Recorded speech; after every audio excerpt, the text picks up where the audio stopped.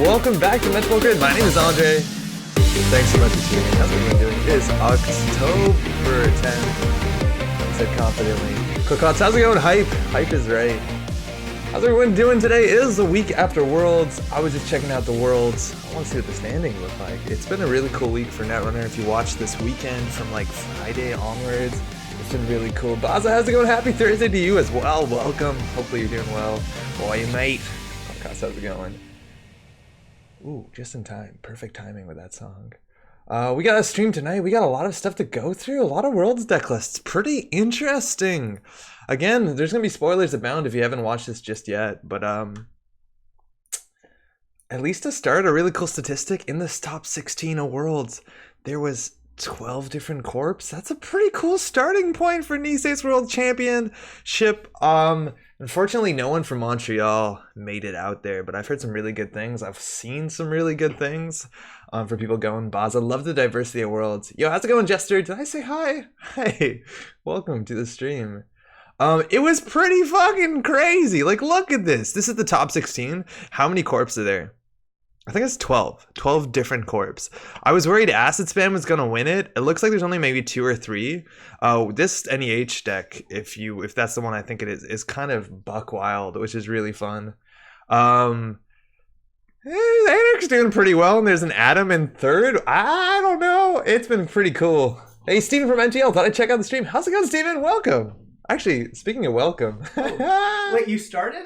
Yeah, man. How's it going? Not too bad. I'm Patrick. Ooh, thank you. All right. Welcome. Thank you. It's good to be here. Yeah, it's been a minute. Here, come in under it, actually. Okay. You good? So this is Pat. Pat was running a bit late, so I was going to start the stream anyways early, and then the doorbell would ring, but he actually showed up right in the countdown, so... Yeah. And then you started the stream. And then I started anyways, yeah. But you got to start it. You have to start it. You don't want people to keep waiting. Yeah. Hey! Adam got there by the strength of the alt art. Yeah, actually, for what it's worth, this Adam deck, it's pretty great, but you read the write-up. This Adam deck technically wasn't that competitive. I think it went 5 and 6. Oh yeah, I saw a picture of this. But 12 and 1 for the corp will really get you there. The art though is fantastic. I saw them playing this with this on the stream. Did you manage to watch Worlds? Because you were somewhere else this weekend. Right, I was at Shucks. I didn't get to watch any of the Worlds games, although I caught up with the Always Be Running results, which are pretty interesting. And I did get to play against one of the winning decks because someone brought that to a Netrunner night that I went to. Oh, super cool. Where was Netrunner night? That was in Vancouver, BC. Beautiful Vancouver, BC. Yeah. At the Lions Pub. Yeah, I got to play with a few people. Ian, Keith, and Jason. Cool. And Keith was running the Freedom Kamalu deck. Oh, I think the top 2 are the same, right? Oh, they are the same deck? Yeah, because I think all these players, there's a couple players in the top cut that were all playing the same deck. I think this deck also won King of Servers, Crown of Lasers. Mm-hmm. But this was like a heavily tested deck between, I believe, the German Netrunner players, and that's always a pretty cool thing. Yeah, that's pretty cool. Right? Oh yeah, so one of the players I played with, Ian, he had gone to Worlds and he came back with a bunch of the alt-arts that he won. There were a lot of promos being given out by people, just like last Worlds, where people just make promos for the fun of it. Share them with everyone. Oh, yeah. He got a few Crown of Lasers etched. Oh, yeah, the Yakuza's cards. They're so nice. Yeah, those are very good. Oh, damn, they're nice. Oh, wow.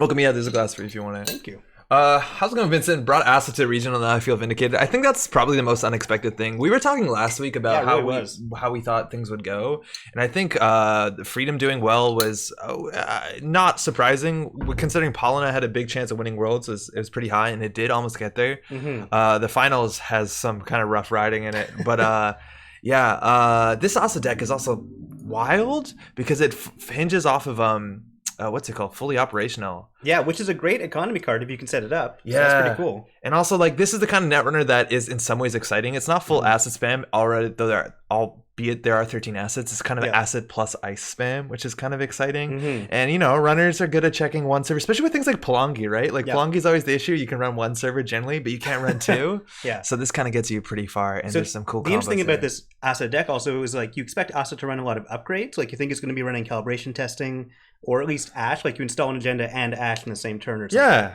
But this is just the one upgrade. It's all assets and ice. That's pretty much it. And just the efficiency, one click to get the ice down with the asset is pretty good. And we saw some ridiculous combos with the single Rococo. You can pull this with Executive Bootcamp.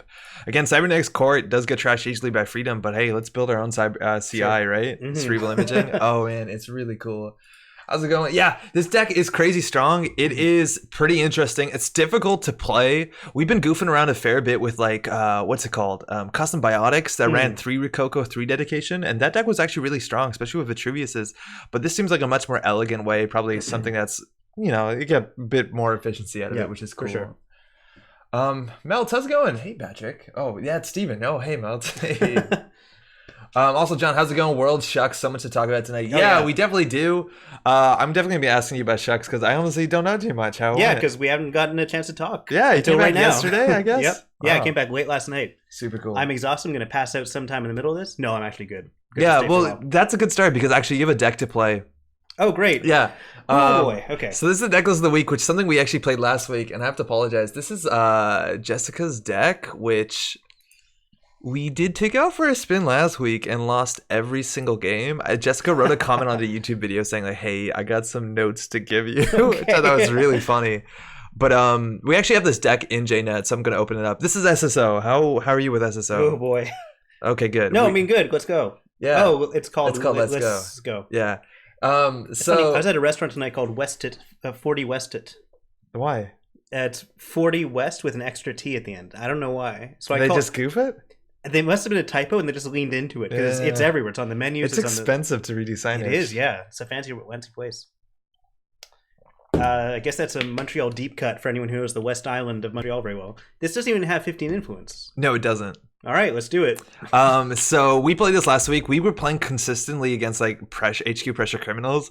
So our ability didn't fire often because I think I was a coward and always iced HQ and never went for the remote play. And you need the remote play because SSO needs the agenda on the table so that your ice gets good. Because a lot of our ice is kind of really bad, like Asteroid Belt, kind of bad. Yeah. Unless you get the 3 advancements, Wormhole, same idea. You know what's going to be a good card for this deck is DRM.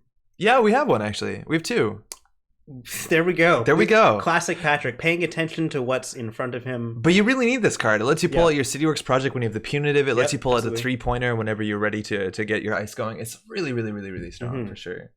Gotta go with the live backseat piling for the jank deck of the week. This I don't think is actually a very janky deck. I think this deck is actually pretty consistent. I played it terribly last week though. So are you playing the winner decks tonight? Oh yeah, we're gonna play some of them. Maybe the Asa deck.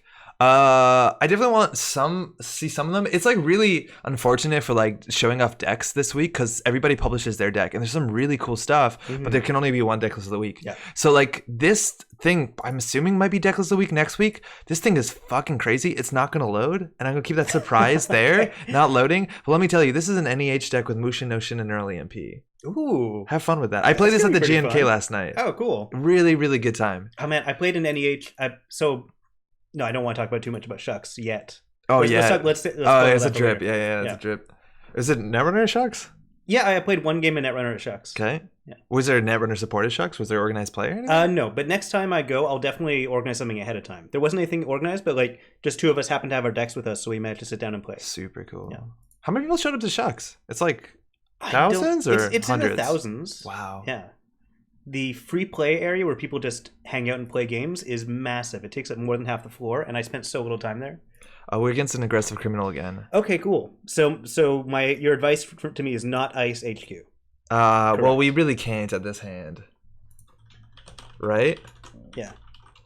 Best VB. of luck. Have you? It's hard because the microphone's in the way. Yeah, well, you're also being criticized while you do it. Yeah.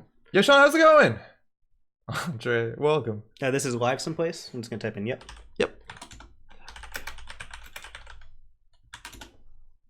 We're gonna mulligan this hand because we want to. Absolutely, we're gonna mulligan that hand. Yeah. Sorry. All right, that's arguably not that much better.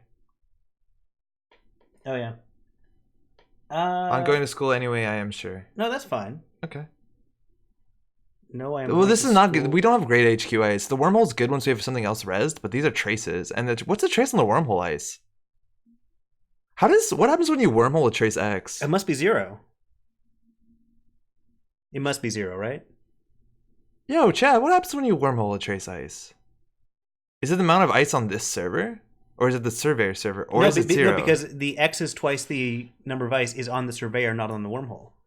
Yeah, exactly. So you don't get it. So you get trace X. But then does the X refer to the other X that's on the table? I think the X is 0. Okay. I'm going to go ahead and... Actually, you should slide in a bit. I don't think this is a balanced shot. It's all you, man. I think X is continuous. That'd be interesting. Bits, how's it going? It would be 0 on the surveyor because X is not specified. So X becomes 0 if it's not specified. Ooh, okay, so I've got 2 options here. Install Advanced Events Takeover or CityWorks and Ice. CityWorks and 2 Ice. But none of our ice is really good. The thing is they might not know that. So like the worst case scenario is they do diversion of funds. We go down to 0 and then they just run the remote. Which is kind of really bad. That would be really bad. So Scoring Hostile here is kind of nice because it can't bounce anything. And we're going to have advanced ice that if we don't res, it's a really bad bounce. But then you're just leaving HQ open. The diversion's not that bad. Okay, here's what I'm thinking. Surveyor on HQ, Surveyor on remote, install Hostile Takeover in the remote. And then if they run it, what happens? You can only res 1 ice. And then you'd be down to no credits. So yeah, okay. I don't know. It's hard. I'm going to install Advanced Events. Are y'all thinking coming down for PAX Unplugged? Yeah, there was some talks about it, for sure. It seems a bit less likely that'll be happening for me. Oh, hold on. I'm just going to mute that. I don't know if they can hear it.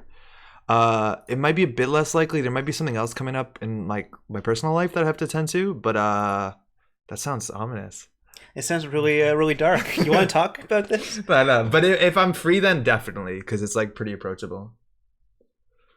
All right, Rizeki gang sign. Okay, that's actually pretty cool.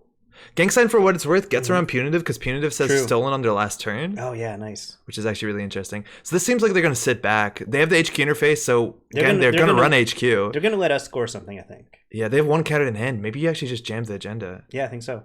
How many? They need 4, so they can do draw, run. We don't have a punitive. But they won't. They don't know what the ice is. Oh, if you're going to ice it. Yeah, I'm going to ice it. Okay. Yeah, I'm not going to install it. Wormhole does nothing. Well, it does nothing, but they don't know that. Yeah, but Surveyor at least does something. Yeah, but then we don't get the SSO bonus. Yeah, you can put advancements on it. Oh, okay, I guess it works for mass mortalization. Sure. For what it's worth, though, you're right. Maybe you want... No. I think you just do it, because it's a whoredom, they're fucked, but they're going to just like inside job it or whatever. They are going to inside job it. Yeah, probably. But if they inside... Okay, here's what... I think you ice it, but the wormhole does nothing. They don't know. No, I agree the wormhole does nothing. So you put them on the inside. But no, we can in theory trace Surveyor. Yeah, okay. So I'm going to put Surveyor. I'm going to advance this once. Okay, that seems fine. For what it's worth, Leela cannot bounce face-up agendas because they're not considered unresed. Yeah, but you can steal them with inside job, which would be harder to do once this is advanced. Yeah, once you advance it once. Okay. Yeah, advance and install Surveyor. I think I like that. How's it going, Anthony? Increase the meat damage by advancing it for sure. Mine can't. It's a bluffing game. I'm aware it's a bluffing game for sure. It totally is. But at least if we have something here, we can res it and do the trace. And giving them the tags is also pretty bad because they have the gang sign. You want to play some two-headed? I don't even know what two-headed is. Do we just alternate turns? So here they can't get a bounce. They're going to see 2 cards. They can't actually trash anything. So they see the second Surveyor and a mass comms. Yeah, expected. So they won't probably run R&D and look for the bounce here. If they get the bounce, it's really bad for us. But at least they can't probably steal this agenda. It's not that bad for us. They just bounce an ice and they can't steal this. Yeah, we just lose the 3 advancements. Yeah. But you're right. I think now we just put the wormhole on it. But the orientation of the wormhole first is kind of bad. So yeah, maybe put the wormhole in R&D. It depends. I don't know. We'll draw a Whoredom or Mouseless here. Okay. It's a red planet courier's deck. That's why it's. Oh, okay, cool. Yeah, I like wormhole and R&D. You're cracking me up trying to set this up. Wormhole R&D is fun. If we res it, it's res, and then they can't bounce it. Yeah. We still have to watch out for like diversion and embezzle. Their hand size is pretty low. Yeah, I mean, I think another Surveyor over the HQ just to keep. Yeah. Or wormhole over HQ and then advance this. Okay. Yeah. For what it's worth, this card, if we do res it, and I'm waiting for the sneak door. I think you just advance it one more time. Yeah. You waiting for the sneak door? Sorry, yeah, I think the sneak door is going to come down for sure. Oh, yeah. That's true. The unfortunate thing is they probably don't run here, right? Because they bounce one of our ice, and it seems bad. Oh, that's kind of bad. I hate that card does no damage. Alternating clicks. But we don't talk about it. That'd be really funny if we did that but never talked about it. Yeah. That'll be for next time. That actually would be kind of fun. All right.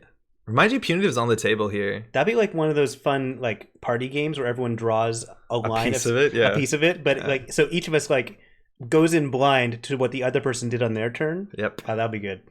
They're not respecting hard-hitting news. They're not respecting a lot of stuff, but you don't see that much in this.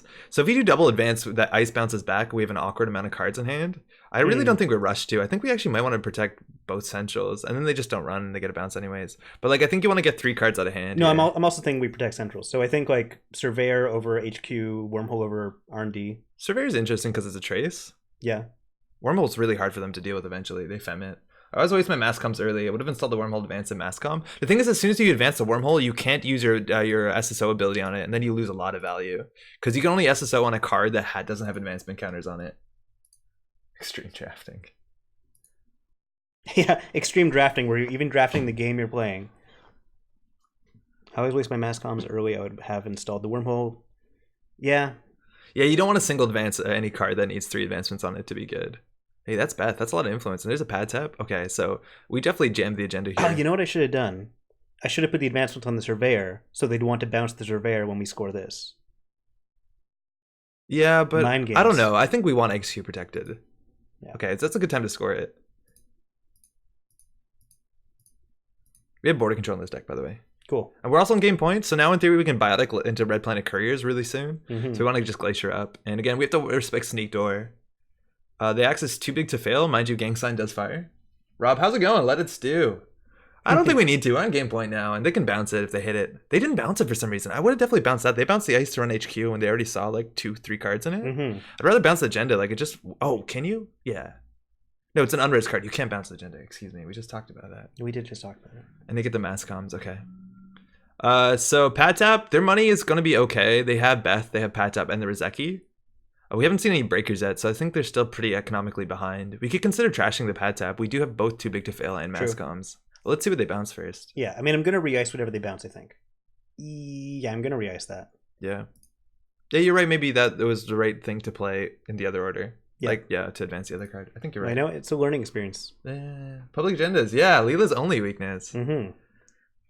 We actually, to some point, like, we just want to get 5 advancement counters, and then we get mass comm into, Red Planet Courier's Bionic. We only need 5 advancements, so you can even manually advance those. True. Because now anything we jam into remote, they have to run it. Oh yeah, we only need 5 advancements, that's true. I could just advance this twice. Yeah. Hostage, 2 clicks and a credit.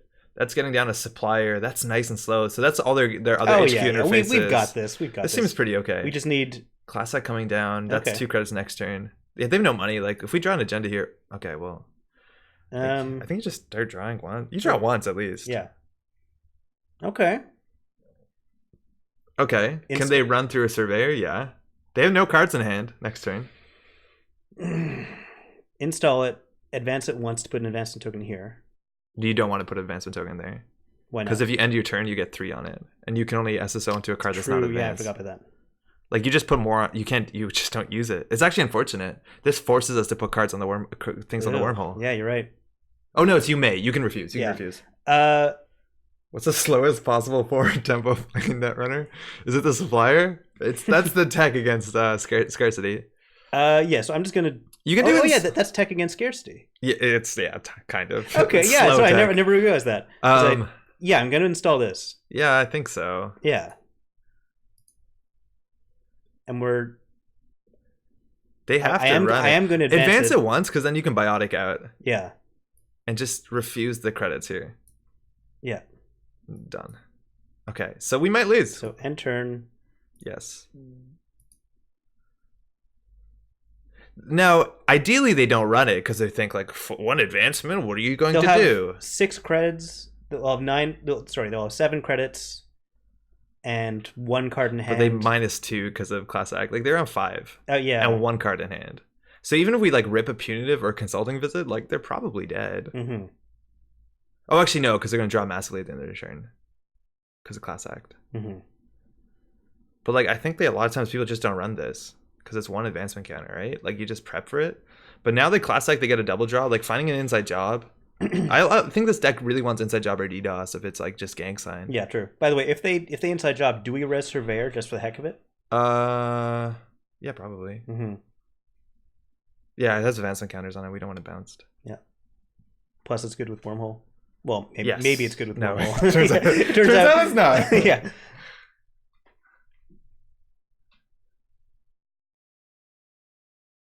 All right, one more click. Come on, don't you dare run. If they run, we can trace them out, I'm pretty sure, but then we just can't score. I guess we would do mass comms. Hopefully top deck another biotic. Maybe mass comms biotic. Mass comms biotic. No, it doesn't work. Oh, we win. There we go. Okay, good game. You have just enough credits. Yeah. Sorry? No, you're good. Oh, they want to put it on the supplier? That's okay. Yeah, totally. Little do they know. It doesn't matter. We win. Like, how fucking shitty is that to type? Yeah, it would be a terrible thing to type. Let me just... Exactly the right credits is totally correct. So that's a biotic labor, and then for advancements, that's exactly it. You're gonna have to hit done a lot, or just slam them anywhere, whatever. Same amount of clicks. Nice try. Score. Yeah, that's a GG. All right. Well, they didn't really pressure us, but it looks like their deck probably wasn't. They were trying to set up for some absurd late game with like Gang Signs HQ interfaces. That stuff's really scary for sure. And we got our early agenda out. Our ability fired. They were scared of ice. That's always the problem with this deck that I never realized. Like in theory, if they're respecting our ice, if this is a Hortum and they face plant into it, holy shit. Yeah, that's rough.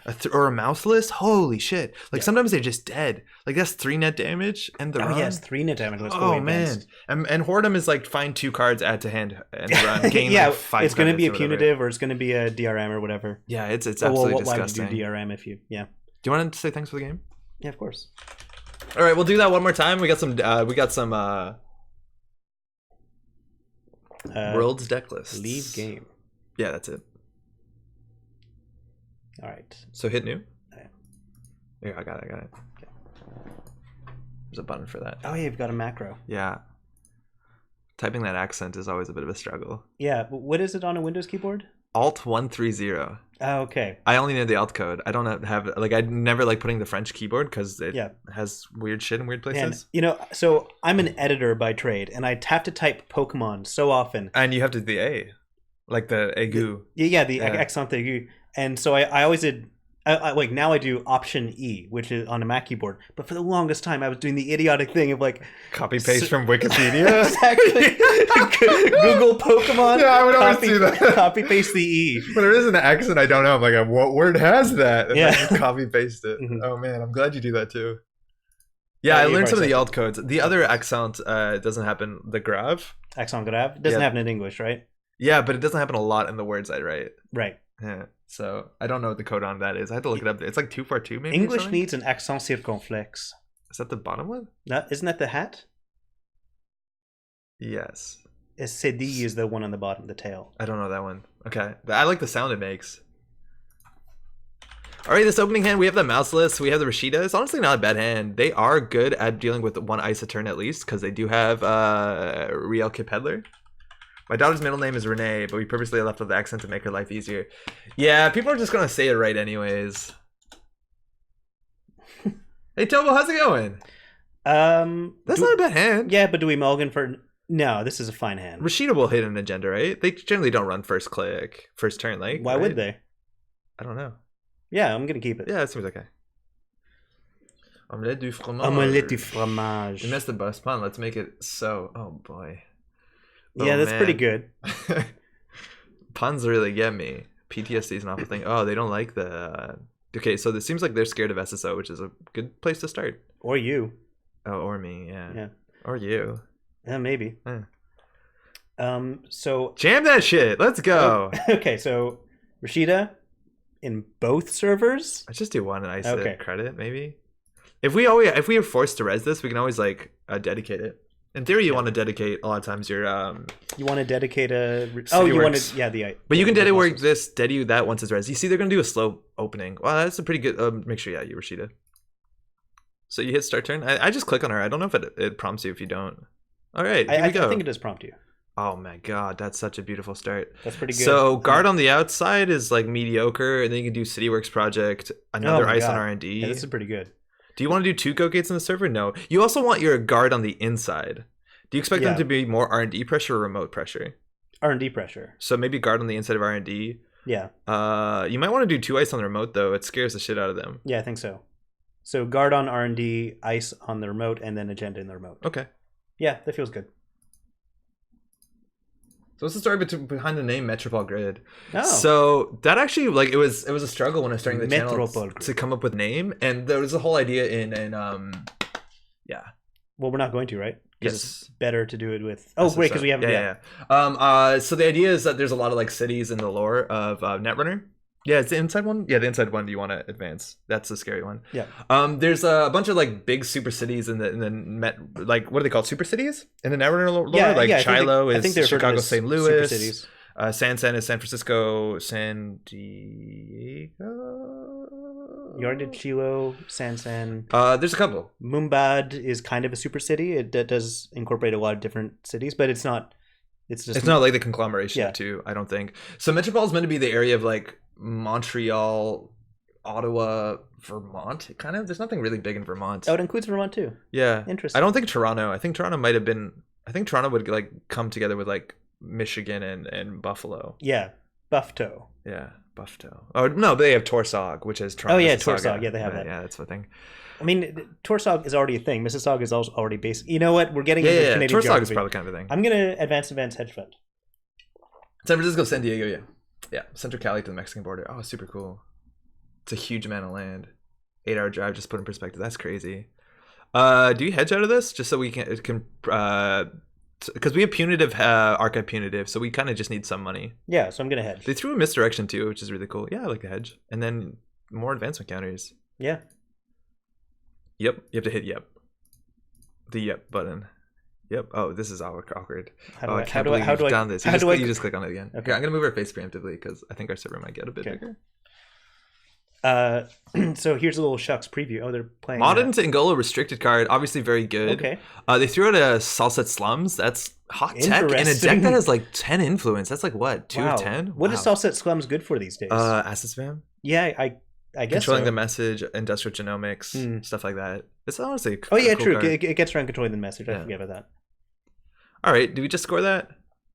Yeah. What do we throw out? Archived?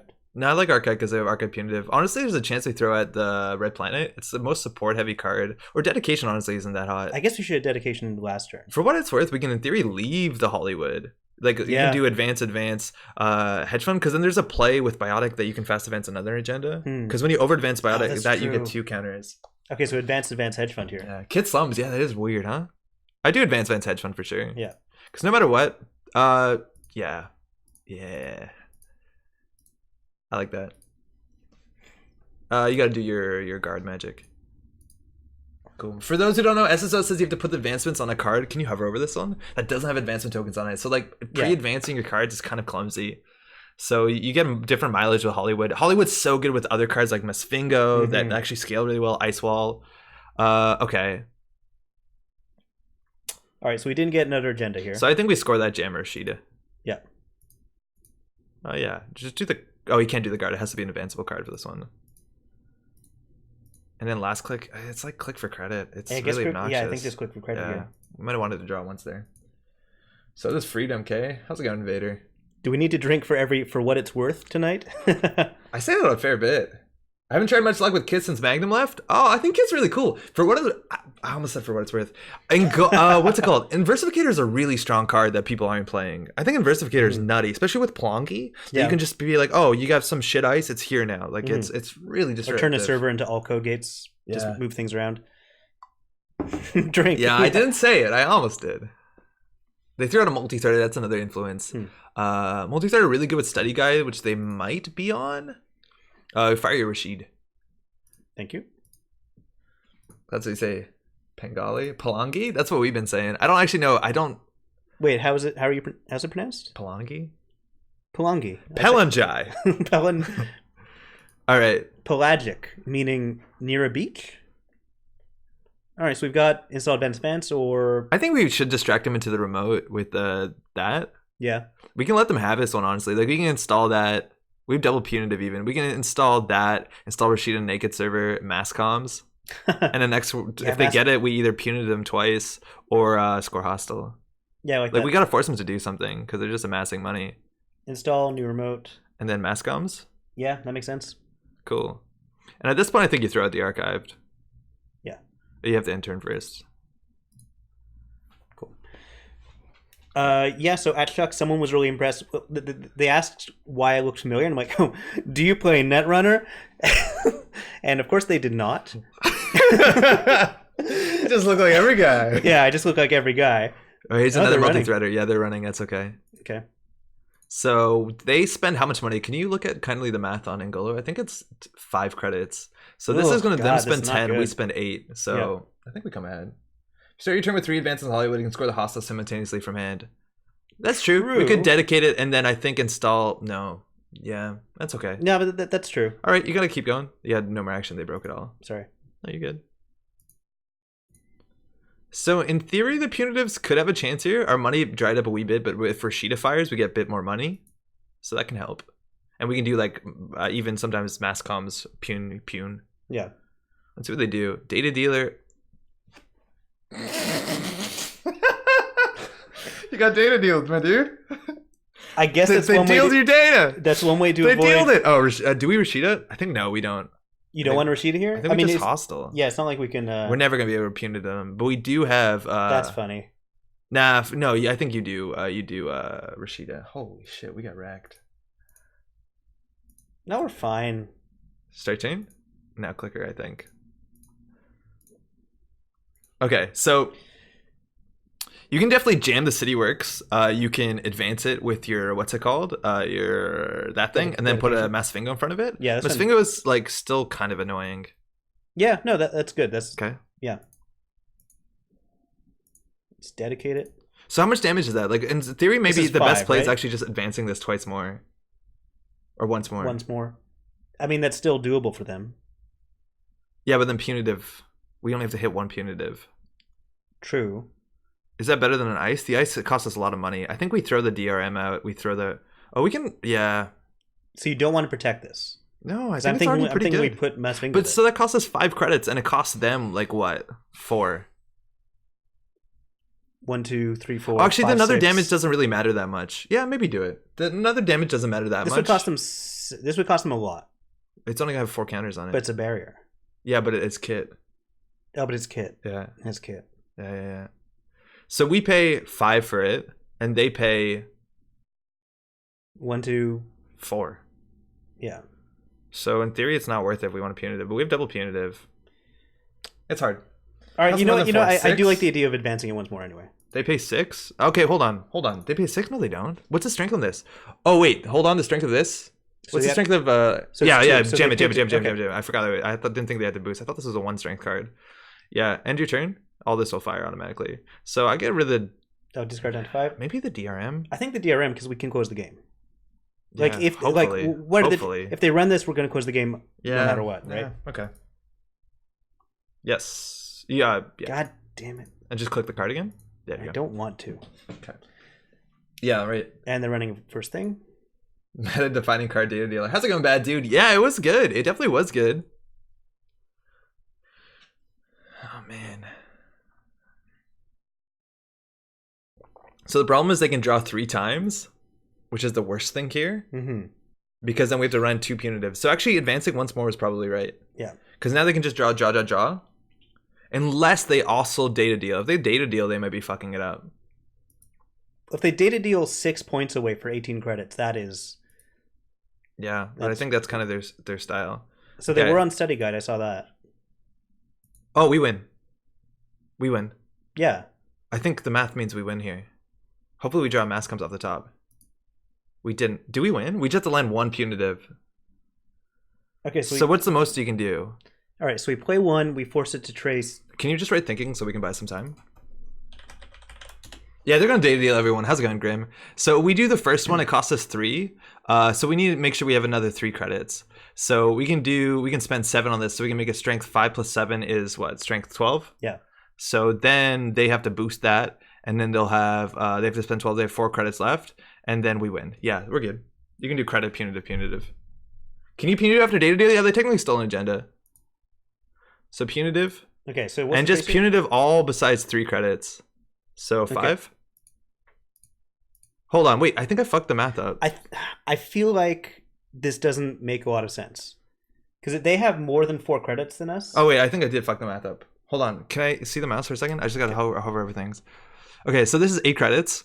Yeah. So we spend 5 way down to 3, and that's trace 10. So then they have to spend 10 credits that are 6. No, we're 2 credits short. This is wrong. Yeah, because they have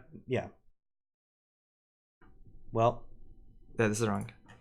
That sucks.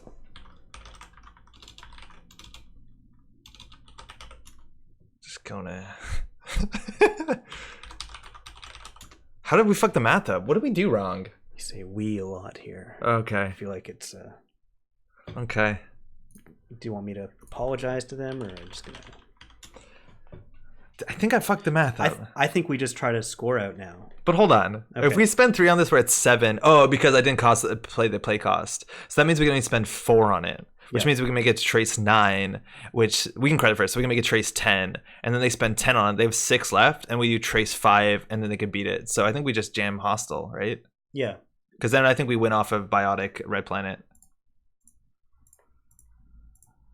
We want another piece of ice here. So they have to have an answer to it. For what it's worth, they lost Huban. We haven't seen a Blanc game. They did lose a study guy, which is an okay start. Can you punitive? Hey, for Halle Billy kicks her in the chest with a short sword. Kicks her in the chest with a short sword. I don't even know what that reference is. Drink. Fuck. That's a good apathy. Oh, got some new people in the local metal. Great to see. Oh, hell yeah.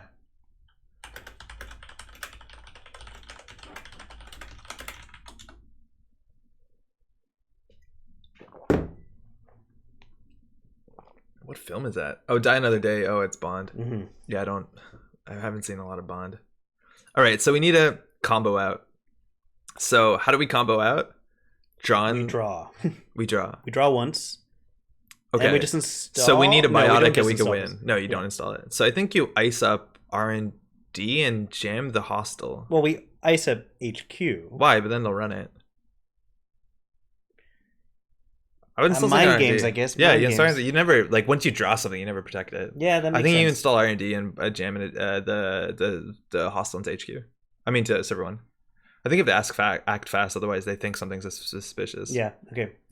I like that. I think you put the hostile into server 1 for sure. It looks like Rashida. They might run it. Install dedicated. Because they can get through this with their money. Install dedicated is like, I mean, if they mediocre. Then again, that could have been our punitive. They're gonna equivocation. Oh, multi-threader. I don't know. I feel like we can just win. We just have to draw a Biotic. I'm pretty sure we can just score out if we get a Biotic. I don't think they have Claw. They spend so much influence on so much other different stuff. There's a study guide, so they think they're just going to stim hack this? Or no, they probably don't need to. They just multi-thread it. Say a wee lot here. Oh, someone clipped us. Same Bond movie where Denise Richards is a nuclear physicist? Oh, man. I think I've seen No, Casino Royale. I've seen the one with the pen, but I think I saw it in German. The one with the pen is Goldeneye, I think. I think I've seen that one. Yeah, and the one with Denise Richards, she wouldn't have been in the same one as Halle Berry, I think. Okay. I don't know. But yes, I think, Denise Richards' name is Christmas Jones, and they make some... Listen, I'm not going to say it. They make an off-color joke about the word Christmas and how often it arrives, and I'm not going to say it. You can figure it out. Sorry. 5 meat when they do that? It's true. They're running out of a deck, but they can definitely do it, and then they'll just sell it so we can get punitive. Yeah, I think we draw ones, right? There's not that many more agendas in our deck. Come on. Oh. R&D? Because they're just going to slam R&D every turn. And do you think you R&D? Okay, how about we put it over... Oh, they need an answer. They need an answer you put in server 1. Yeah, that's what I'm thinking. But I don't know. We need that answer on R&D. I think you actually advanced that asteroid belt once. Sure. Yeah. Throw the DRM. You don't need the DRM. Yo, Jogging, what's up? You can just multi-thread into install study guide clone chip, which just isn't legal. Oh, did they? How's it going, Raketha? Oh. No. Did they pay with multi-threader? No, I think they paid with the SMC. I'm not sure. Maybe they fucked up. We're obviously not paying enough attention. Okay, we win? Do we have enough money? Yeah, it's 9. And they don't have any, we win. That's it. 4 + 5? Yeah. Yeah, okay. Yeah. So just install and do it? Yeah, install new remote. Biotic. RPC. Yeah. Score. Score it! Did I not score it? No, you did your turn. Okay, thank God. Honestly, I don't think they can steal it. It does 21 damage. You should leave it. Go. Oh man, that's great. And let's say put 21 counters. No, it's only 3. It doesn't work the way I think it does. Oh man, that'd be great. Good game. Oh man. Oh, that was good. I can't believe it. I was like, yeah, that makes sense. And turn. Just do it. Yeah, it seems like it would put the counters on this. Oh man. What's the nice plan past the deck of the week? We're gonna play some of the cards from some decks from actually I'm gonna talk to Pat about Shucks. And then we're gonna play some decks from For What It's Worth. World. The What It's World didn't make sense. How is Shucks, my dude? Oh, Shucks is great. Oh, Shucks. Do you know Things Get Dicey, the web series about kind of a comedy web series about board games? No. Okay, so it's really charming. They kind of comedy sketches based around board games. The woman who runs it and acts in most of these, Paula Denning. She's very funny, and so I got to play an upcoming Paula Denning? Is that like Paula Denning? An alter ego of Paula Dean? I think it's Paula. She's the one who likes. She's like the down home country cook. I don't know. Likes butter. Okay. Paula. Oh, Dean? That's Paula Dean. Yeah. That's yeah. She's butter everything. Anyway, so she's the person who asked me like, "Do I know you from somewhere?" And I said, "Netrunner," and she said, "Don't." No, I played casually, I guess. And I'm like, okay, this is not going to work. And so I said like, oh, well, my friend and I sometimes stream Netrunner, and she asked what our handle is. And I said, Metro par grid. And everyone at the table was very impressed by my like French single roll of an R in there. He's an international man. Exactly. I'm an exotic man of mystery. It's not like I can roll my R's very well. I can say Metro par grid, but I can't do... Yeah, Riba Ratsarak. In Slovenian, you meant to roll your R's, and I never got it too well. Like, like it's half-ass, because some people can sustain it. Riba Ratsarak, which means fish, duck, crab. It's what they taught you as a kid to do it. I can't figure it out. It's like mediocre. My French accent's really weird, though, because my R's are kind of goofed. You know, bread, butter, and green cheese is good English and good Fries. Good what? And good Fries. They're two languages who are very close together, so you can say butter, bread, and green cheese in both languages, and they mean the same thing. What both languages? I just said English and Fries. What's Fries? Anyway, so Shucks. I played a bunch of games, I guess. What was good? You know, nothing actually blew me away this year. Oh, shots fired! Yeah. Yeah, Shucks 2019. Holy shit, that was a recap. Yeah. So Shucks, it's a Shut Up and Sit Down's expo that they host in Vancouver, British Columbia. This is the second year I've been. It was great fun. So it's broken into a few areas. There's like a huge area set aside just for mega games to play things like 2 Rooms. No, 2 Rooms and a Boom was in another area. That's a social game. Oh, that's not a mega game. Yeah, okay. And then there's a bunch of panels. I went to a great one from Alan Girding, the creator of 2 Rooms and a Boom, and Matt Lees put on one about how to manipulate people in board games. And it started with having us all like swear that we would only use this information for board games and good. And then Alan Girding proceeded to tell us about how he uses it for evil. He said, like, my favorite way of manipulating people is if I'm at a con and no one's paying attention to our booth, drop something in front of people, and when when the nice person bends over to pick it up and hand it to you, you say, "Thank you. Can I tell you about our wares?" Sinister, right? Yeah, I would probably say, no, sorry, I'm just helping you because you dropped something. Oh, well, okay. Well, you are immune to manipulation. Yeah, no, that doesn't work. So I played a bunch of games I hadn't played before. Were people selling stuff there? Like, is it also like here's new games? It launches exactly. Essen. Yeah. So it's not mostly for shopping, but there are some local stores have booths set up where you can buy a lot of the things that are being offered at the indie booth, because there's like a whole indie hallway. Oh, that's where I saw Keith, who designed Diceborn Heroes. He's actually a fan of the channel. Oh, cool. What's up, Keith? Yeah. Hey, Keith. So it was with him that I ended up playing a game of Netrunner at the end. Cool. He had an NEH deck that was running the new NBN card that, like, you guess how many cards of certain type are in your hand. I can't remember what. I always forget the name. Yeah. Anyway, so he got me good because he kept saying event, and I kept on having a handful of events. Are you going to use your new mind powers on JNet tonight? That's the plan, people. That's the plan.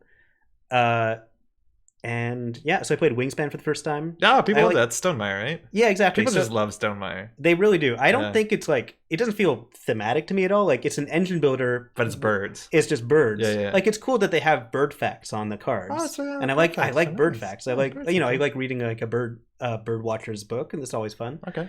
I played a game of Blood on the Clock Tower. Oh yeah, I'm excited for that. Yeah, it's still a really interesting game. I got to play a little bit and watch a bit last year, but this time I played in a full game of it, and the discussions were really fun. It's, for those who don't know, Blood on the Clock Tower is like Super Werewolf, or Loup-Garou as I played it. Yeah. Where basically like the storyteller, the narrator character, has a lot more control over what goes on in the game, and they're almost more like a dungeon master than a narrator. I think Shut Up and Sit Down said it was their favorite board game experience. Yeah, that's what Quinn said. Which is a pretty high thing. Mm-hmm. Oh no, we subscribe to Bird Facts. Unsubscribe? Unsubscribe to Bird Facts. Please, unsubscribe.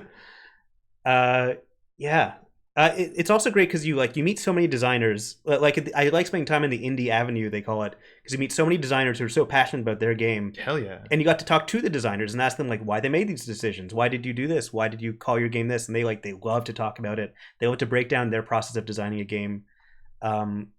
Yeah, there's a lot of fun. We played War Chest a little while ago. That's a game I found at last year's Shucks I really liked.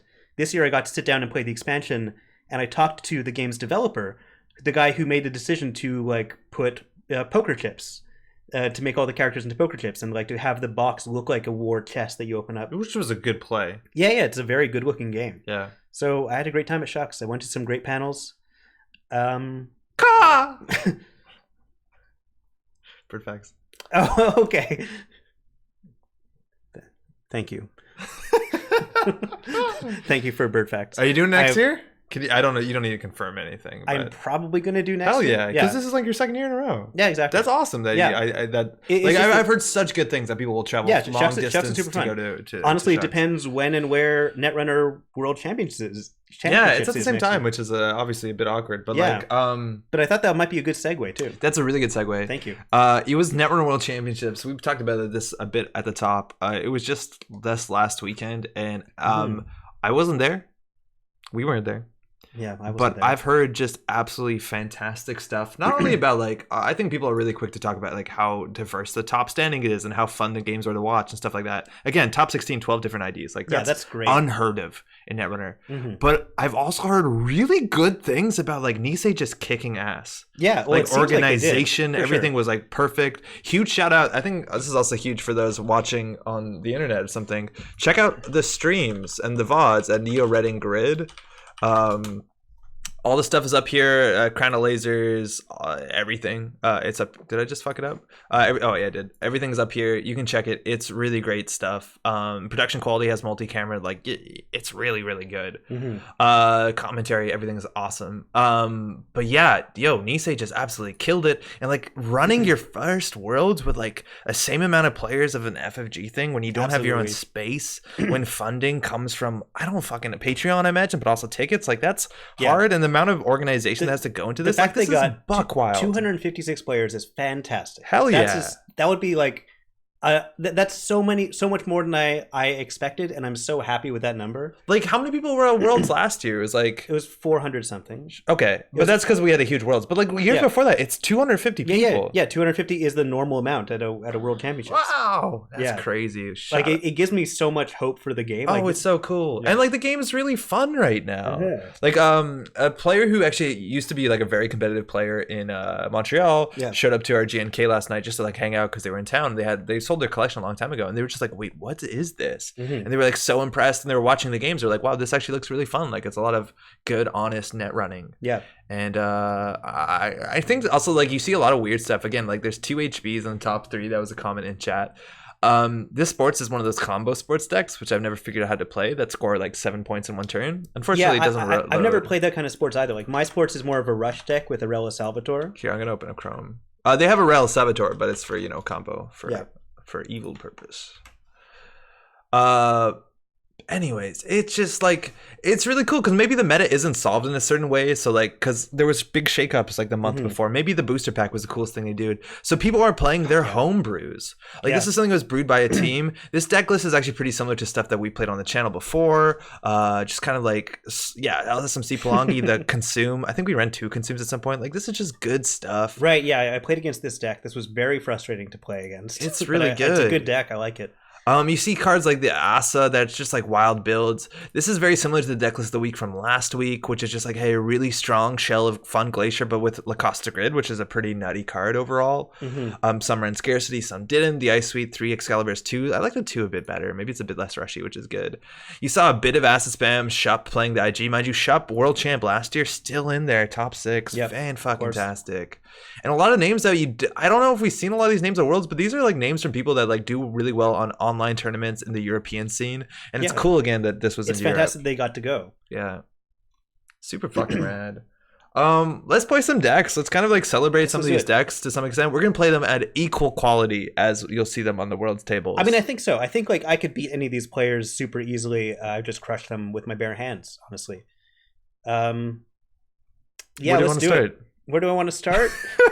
Oh boy. So it looks like if we go to the before the cut, this Jinteki, I guess we don't know what deck that is. This P, no, it's unlabeled. Matashek didn't label. Matashek won one of the big like Nisei online tournaments this year, a couple months ago. Oh yeah, and Crown of Lasers was another really awesome thing. Like the prize support for that was amazing. Yes, it was really good. Crown of Lasers, I didn't have enough time. I have to go back through the VODs. For what's worth, I think this deck won Crown of Lasers as well. But Crown of Lasers is just really fun to watch. Yeah. It's Crown of Lasers. This I want to play an all basically the same format as the.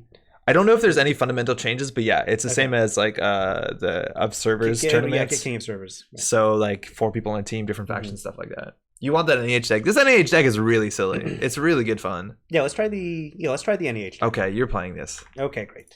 Here I go. This NEH deck against Swiss cheese. Yeah. So good. And again, third in Swiss. Yeah. Oh, there's gonna be no code here. Okay, hold on. We can fix this. My team wanted Ismari.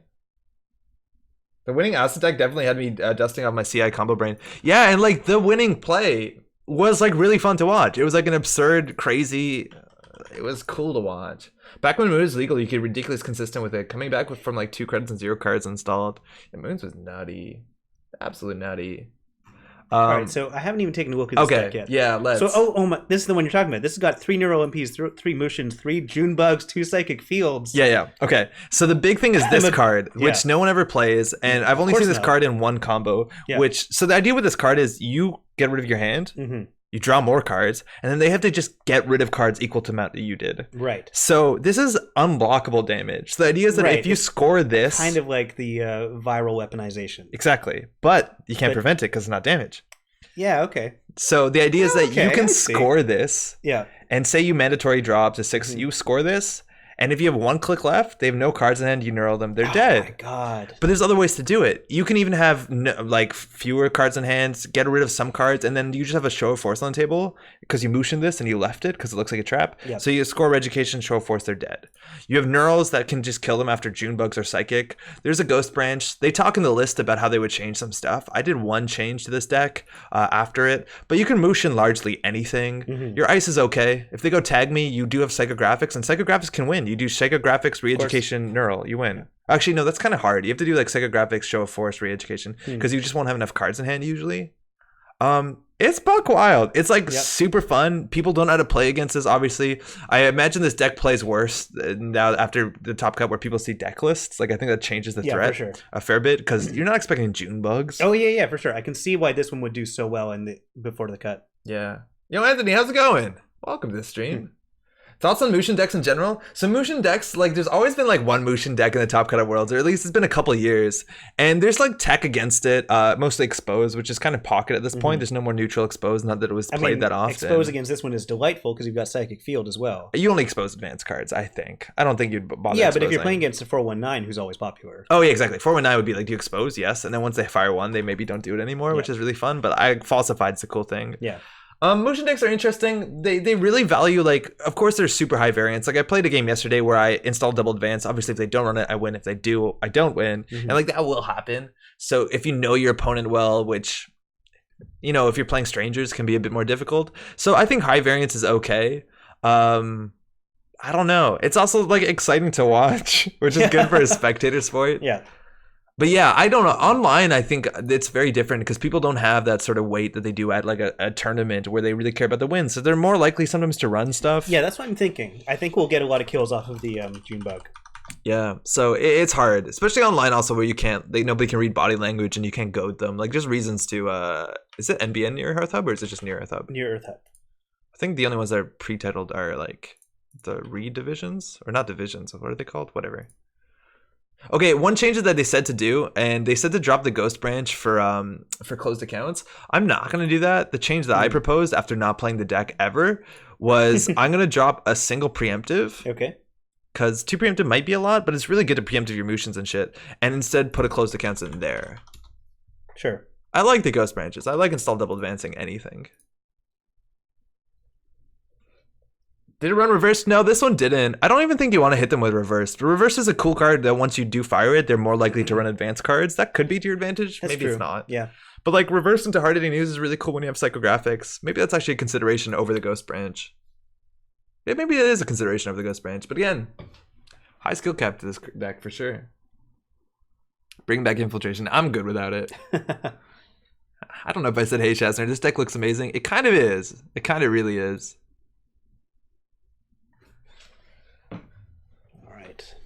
That's good, bro. Hey, good to hear, Anthony. The other deck that I played that I'm really excited about, I've seen other players do this. I saw it at the Winnipeg Regionals. Somebody at Worlds, I think, was playing this. But the idea is to play a lot of resources in Liza and go tag me. Because the problem with tag me Liza is that obviously you die to me damage, and it's really hard to protect that. Most people just say embezzle it, which is like really difficult to do. Yeah. So I was always fascinated on the idea of running Fall Guy and Pad Tap, just because I love Pad Tap. But Fall Guy doesn't exist anymore. So the only option is to run Dummy Box and Pad Tap. Okay.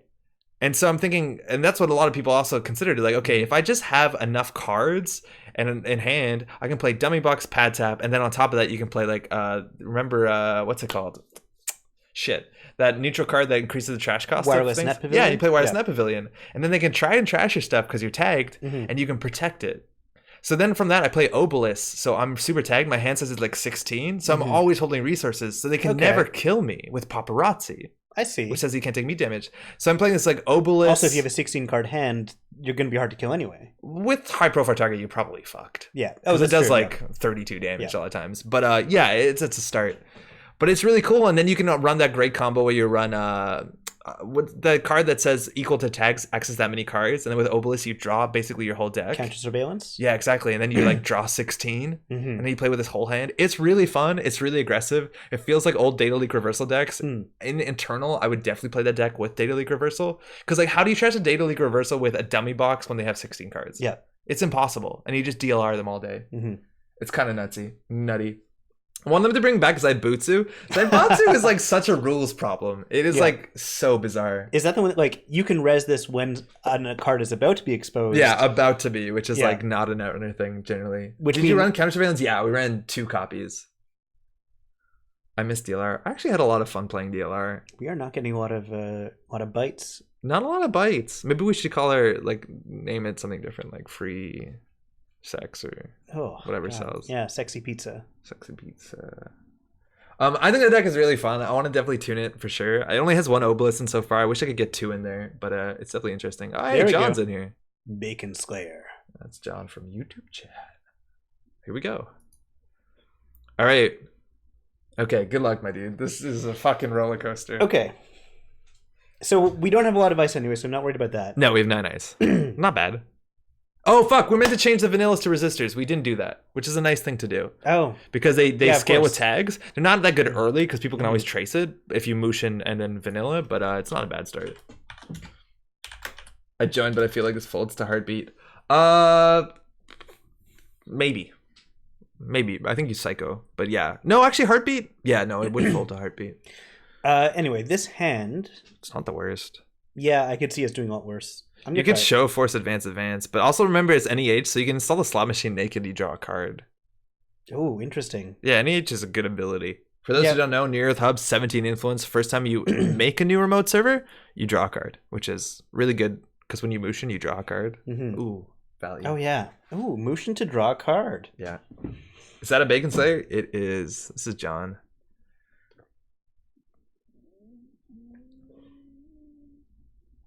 So Haley generally sets up in the early game. They don't run often. Yeah. So you can do install double show force. If they run, you can do sometimes 3 damage with neural show of force.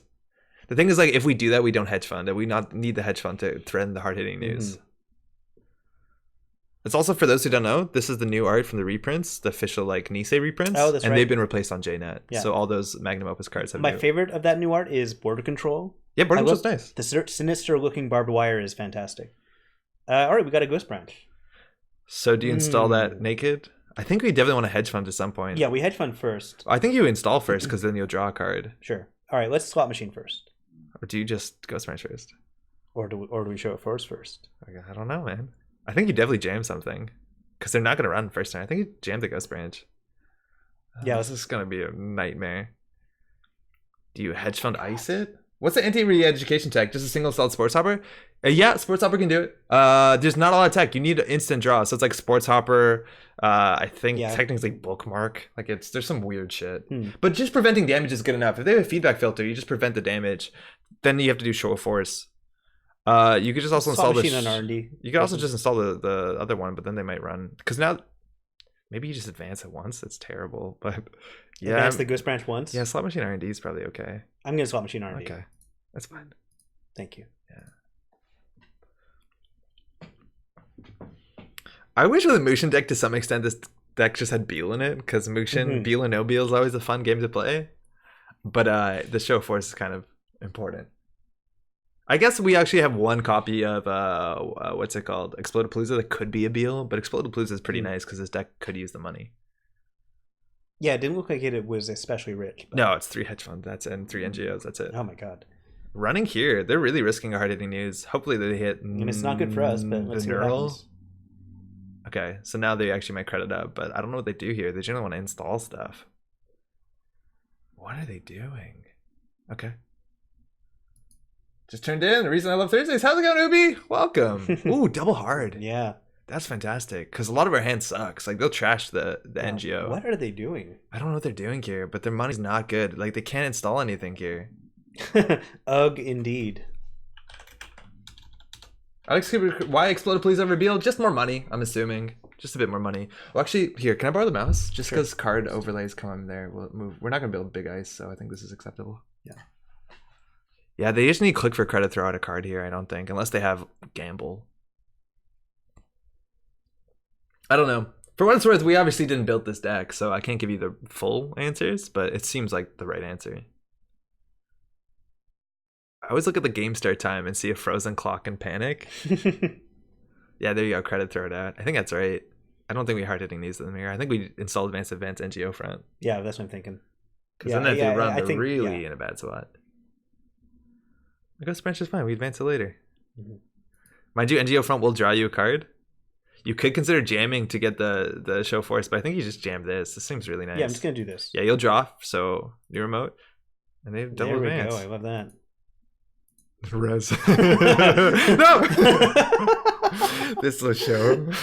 The mind games. Now that's a show of force. Hey. So here's what we need to plan for failure, but it's not even failure. When you score it, you get 5 credits. It's a pretty good card. Explode Palooza works triggers when you score? Pretty sure. Oh. Did I fuck it up? I think it's when you access. It's only when you access? Yeah, that's why it works in Harpsichord. Because you can access so many agendas. I thought it's also when you score it. Is it not when you score it? Oh, no, I don't think. Worse. Yeah, I think you're right. I think it is only runner. I think I did get 4 credits when I played it yesterday. Excuse me to my opponent. You could jam a show of force here. Okay, so you don't obviously pop that, and you just install advance other shit. Install advance. Either I think it's the show of force, or is it the June bug? Fucking Yomi, man. Fucking Yomi. I don't know. Oh, it's so huge. I think because I think. Okay, here's what I'm thinking. They didn't run. Okay, can I? So now do they run? Can I just talk through what they're thinking? Yeah. If it were me. Yeah, you're John right now. They are. So this install advance was a test. Yes. And because I didn't run, now they know I don't run. Yeah. So they're going to install an agenda, which means I should run the next thing they install. Yeah, but then if that fails, can you install the third thing? The third, if that fails. Well, if it fails, then they take 4 net damage and we hard-hitting news them. No, if they don't run it, then they're like, okay, I did 2 tests, but the third one... The thing is, like, leaving cards advanced on the table is what you want to do. Yeah. You want to leave cards on the table. I'm going to do the June bug. Okay. You draw a card, too, also, which can be awkward. It's getting awkward. You can advance it. So what do you throw at? Probably the slot machine. Vanilla's good. It requires an answer. And they need to usually Pelongia it. The barriers are expensive for them to deal with. Yeah. If I go scissors, don't go rocks. Like a paper. You always go rock. Rock always wins. Why would you go scissors? Lucky rock. Rock always wins. The cool thing is when you take time to think about it, when you have like 3 traps and you wait on JNet for like 30 seconds before jamming. And if they run this, like if this is a show force, you win, right? Yeah. Like it's crazy. You do neural advance 3 damage after they take 4. There's an SMC. What are they going to go for? Parisia, they're running it. Oh no, that's just a Haley installed it. It doesn't mean they're running it. Proco. I was just could have jammed agenda. I should have jammed the agenda. And that's the thing is like we're always gonna say something different just so someone can say I told you so. Like yeah. It's fucking Yomi. You have no idea. I honestly think they want to set up more here. Type in chat, please run it. Don't do? I don't know. I hope I don't DC. Oh, beans. I don't know what to say to that.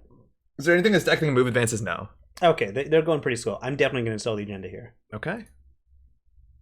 Yeah, I'm going to install the agenda. All right. You got to throw out a card, which is awkward.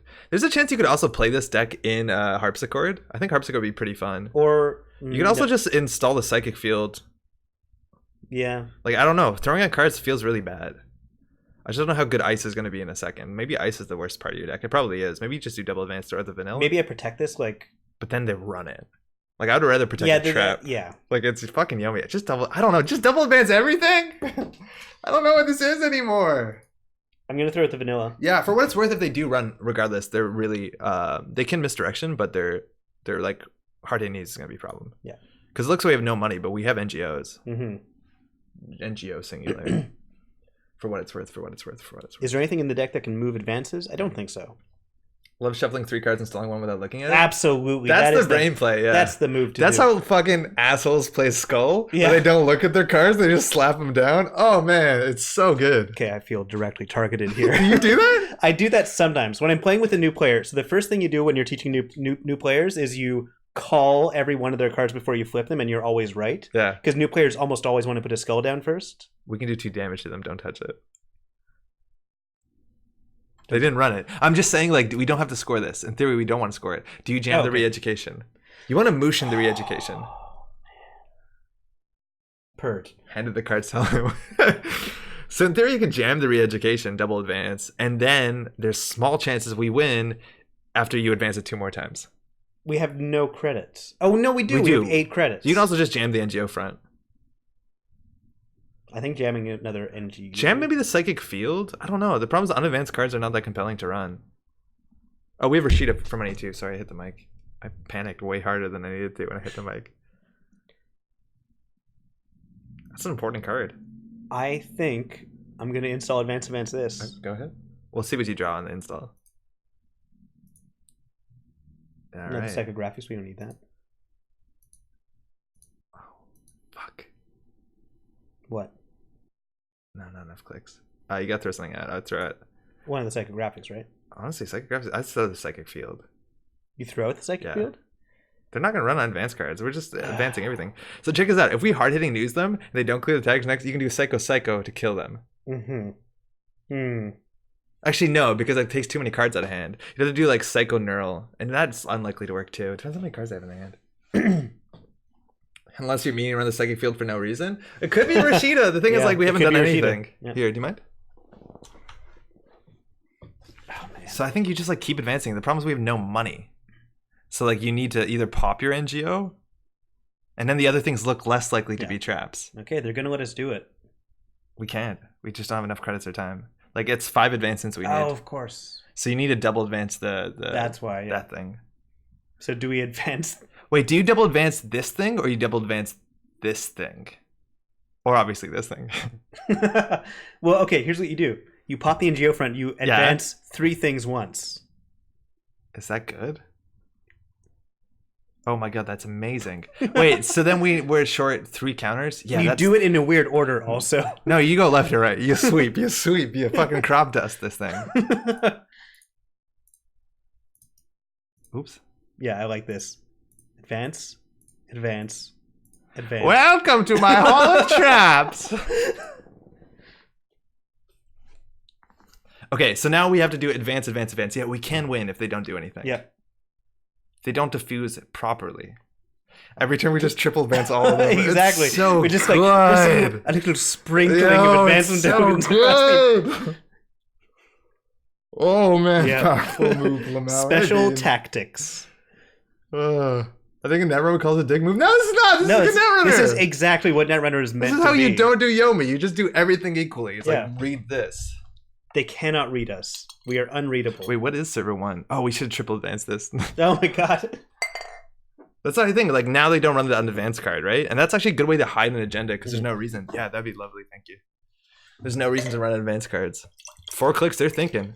Again, this does 6 damage if they hit the wrong one. Grab more. Yeah, of course. Spicy cinnamon tactics. John's thinking. Oh, thank you. Very kind.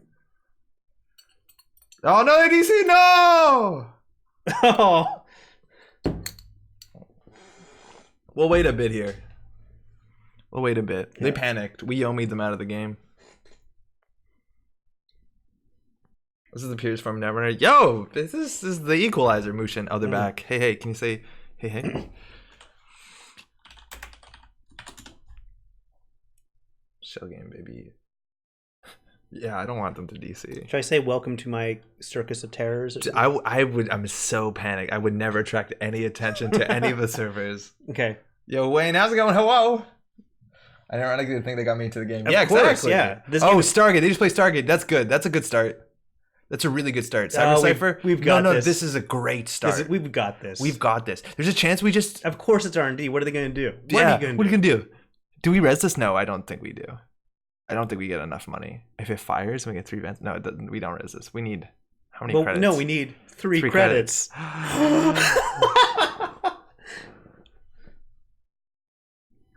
We need 3 credits, right? Okay, we've been wrong. Well, okay, I say we. It's one of We've been wrong. You've been wrong. Hold on. Okay, so this is 1, 2, 3. Res it. Okay, this is fine. Okay, it's fine. What if you hit the jackpot? They break it. The thing is, if we hit the jackpot, we just throw it on the June bug. No, we throw it on the Ghost Branch, you dumbass. Oh yeah, you're right. You're right. You're totally right. Excuse me. Sorry, I'm sorry I called you a dumbass. No, that's fine. You didn't deserve that. Oh boy. Oh, sorry. We have to roll them bones.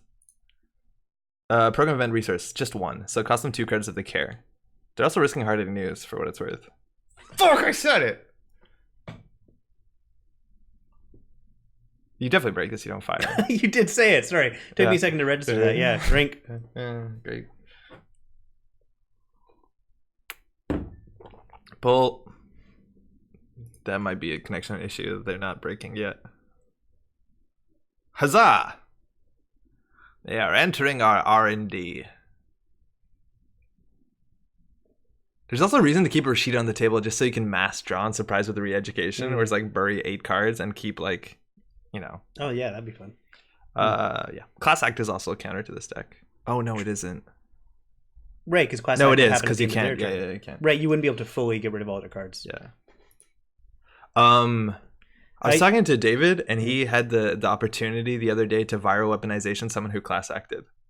Oh, how fucking good would that feel? Oh man, 9 cards. That's really or good. 8 cards? I mean, I have definitely psychic fielded an Andy, I think. Ooh, yeah. Turn 1?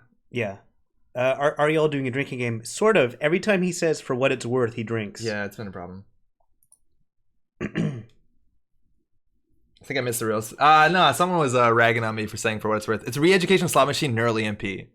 Okay, so I'm assuming the re-education hits the bin. Yeah. This might scare them. If they know what it's... They've got 2 clicks left. They have 2 clicks left. They're taking it. That's good. It's a good start. They can no longer win this turn, which was a possibility. I get you. Was a possibility, wasn't it? Hey, we're doing it! Okay. And we're off. We're off to the races. I want to do this. Yeah, of course. You got it. Okay, so I'm going to advance the June bug once. Yeah. So you need to do this one first. And then the June bug. All right, here we go. Re-education score. Okay, so you have to choose cards to put on the bottom of your deck. You can do 2 of them. you just have to do 1 of them, actually. There's no way for them to mass draw here, right? I'm gonna do 2 just to be. Yeah, let's. I'm gonna. No, just do showy. Just one. The card you like the least. All right. NGO front. Okay, that's a weird choice. And I'm done. Okay, so now they have to put 1 card on the bottom of their deck. I'm gonna die, yes. And then you just want to hit this, don't end your turn. End your turn. I'm gonna end my turn. Do it up. Boom, dead. That's the combo. It's really cool. You can do with Knurl EMP. We had the Knurl, mind you. We could have done it with just the Knurl, which is arguably also really showy, but we did the 2 agenda thing. It's really cool. It's really funny. And people don't expect this. Like, what are traps in NBN? Because generally you don't think there are things that you can't not run. Wow, that was not right. There's usually things that you don't get punished for not running besides reversed accounts. But they obviously didn't give a shit. We could have hard hitting used them. Scared of the June bugs, which is smart. Can we show all? Or it was in there. It's in there. Psychotic fields. Ooh.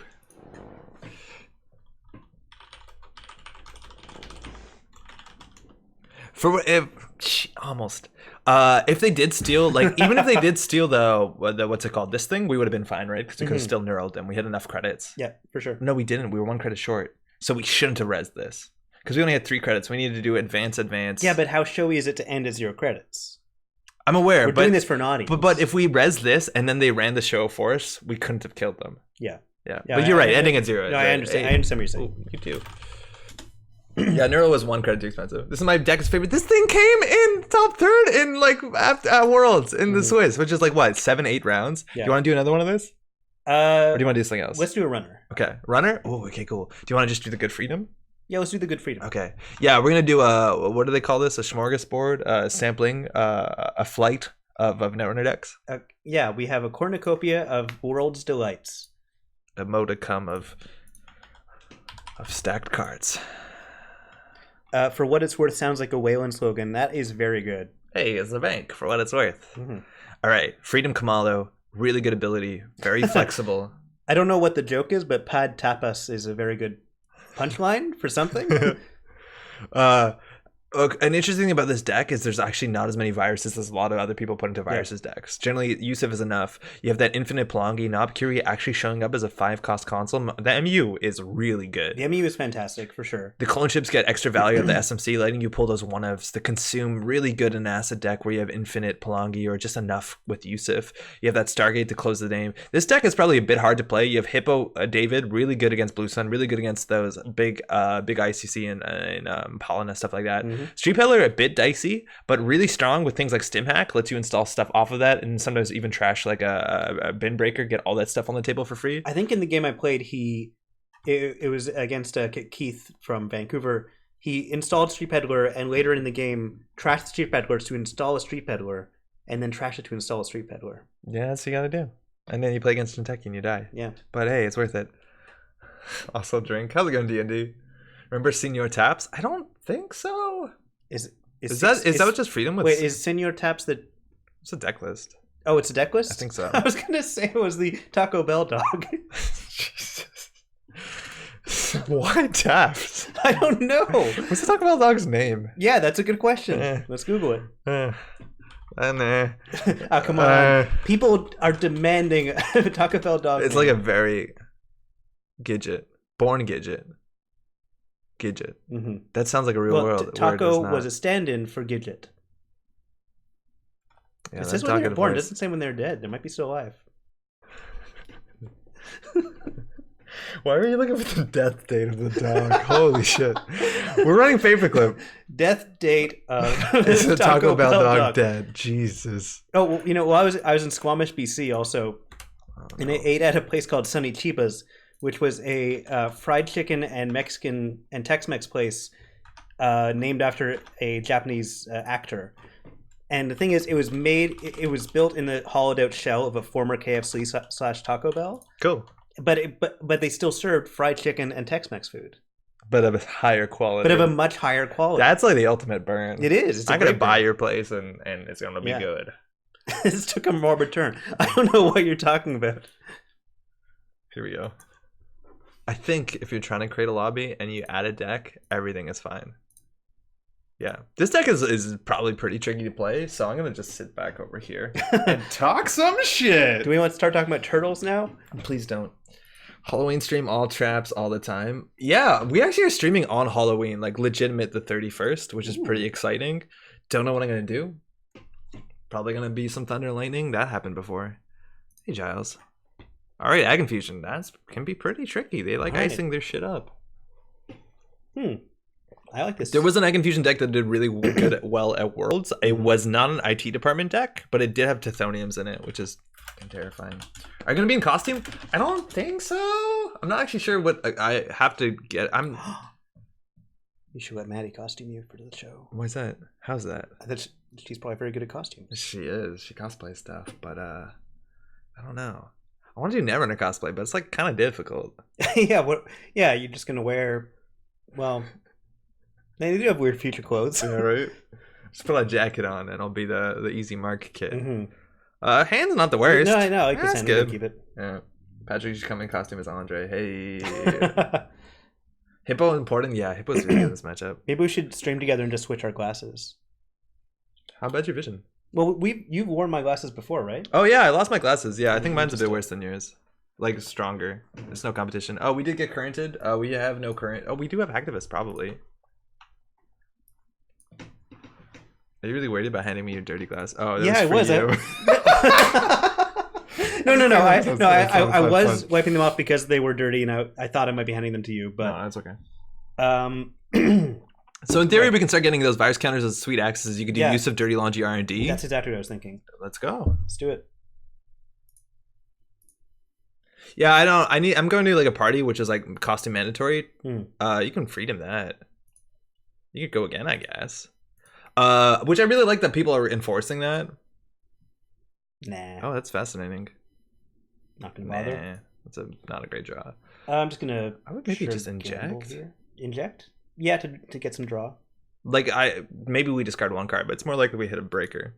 Perfect. We trashed a David. That sucks. Just rip an agenda? Yeah, we try. We've deliberated out of hand from that point. We have a barrier breaker. Kakugo could be playable. Envelope would be annoying. It looks like they're going to gem the Maryland here if they don't advance it. Rashid would be a problem. It could be Lacosta. We might with a hard-hitting news, maybe you just play like your liberated, run it. Well, what does Lacosta do again? That's one of the new ones. I can't remember. Yeah, it costs a lot. So they res it for 3. Its trash costs 4. And it says beginning of turn, put advancement counter on a card in the server. Yeah. Really? It's just Peddler and Lib account? R&D is still wide open. I think Nopkri is way too expensive. I don't think we do that after. I think gamble Nopkri run. I don't think we want to put Nopkri down. Like you definitely want to get the liberated down first. Like we're no reason. Like the Nopkri is great when you have Plongi or Imp. Here we're paying 5 credits for MU. We don't need, and like 1 more use of counter. All right, so we'll put down liberated. Maybe you just do gamble run. Or gamble run. I like the grass. You need the virus counters, right? So you can threaten stuff. Even like running HQ here is probably reasonable. Wait, what's their ability do? It's trash and unres ice, and then we're approaching and countering. Okay, so they have to have pre-resed it, so we're fine. You want to run HQ? Yeah, okay. Yeah, let's try it. What's the worst it can be? At 4 credits. Can't afford the library with the current. Oh, I totally forgot there's a current. Huge. Okay, so we need to rip an agenda here and then off of R&D. You're good. They didn't res. Running server 1 else honestly makes sense. I think there's a Maryland in there. It's Tyberdex Virus Suite. Oh. Fuck, well at least you trashed that. Now you keep running. You go back. Do I go back there? Yes. Yeah, might as well. Yeah, we don't know any of their cards. I don't even remember if they mulliganed or not. I'm to lab server ag deck. Try that. Ooh. Okay, you can trash that. Yeah. Sure. Yeah. So you X is the last card. Yeah. I run last click against Nuteki. Yeah, if they snare you, it's not that bad. You have 5 head wares. They have no resources. True. Maryland. Okay, so the remote is probably Rashida, which is really unfortunate. We probably wanted to run their server 1 actually once they're. Oh, it's Shinja Rashida. Oh, no! Oh, too bad. That's gonna be rough. Well, we definitely need to run that. We trashed Shinja for 1 for free with use of freedom. What do we know? Do they? Can you scroll down? Scroll up. No, down kindly. It's an Excalibur, so you can run that last click at least. Okay. Oh, that's so bad. And they drew a lot of non-ice, so like running HQ is also still pretty good. 6 credits. Yeah, but now they've got 6, and that's kind of a dangerous territory. Why? Because it's Jinteki. They've got nothing at 6. Saisentan and... Fuck it. Whatever. Nobody plays that. We have I've had worse. Nothing matters. I've had worse. You run HQ, you run server 2, you run server 1. I guess nothing matters. Run HQ, let's go. All right, so you want run HQ first? Yeah. I guess nothing matters. Nothing matters. You have I've had worse. The best thing they can do is they didn't res that before. Okay, cool. Good. Check out. Boom. All right, so you could res server 1, but then you can't run anymore. So I think you run server 2, which is the Maryland, probably. Maybe you don't run that. Too late. It's definitely the Maryland. Yeah.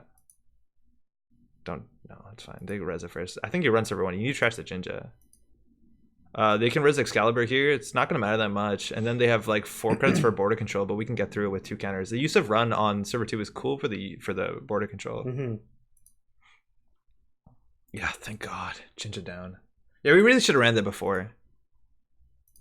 And now you can run R&D. I just like the pressure. We already got our good run off. The fact that they res the Thimble Rig makes you think either that they want to position their ice or that they have an agenda in those 2 cards. So finding an answer, yes. Finding an answer is really strong. That's a good batting Tithonium. And then I think you trash the Maryland. You can run R&D, trash the Maryland for free, run R&D to get the shuffle. Like, we just gotta keep that sweet pressure up. Nothing really matters to me. Do not play the knob first, or credits are way more important. Like the knob gets a lot more value with certain things for sure. Like they're icing up archives, which doesn't matter because they have cyber decks in there. We never run archives. But yeah, when you got Palangi stuff like that. But like early game, playing 5 down when we're trying to be aggressive is not great. So I like R&D, Maryland R&D, and we just need to figure out. We don't. That's fine. Yeah, because they're gonna shuffle it. Yeah, because we're gonna use our yeah, they're gonna shuffle it. So it doesn't matter if we trash it.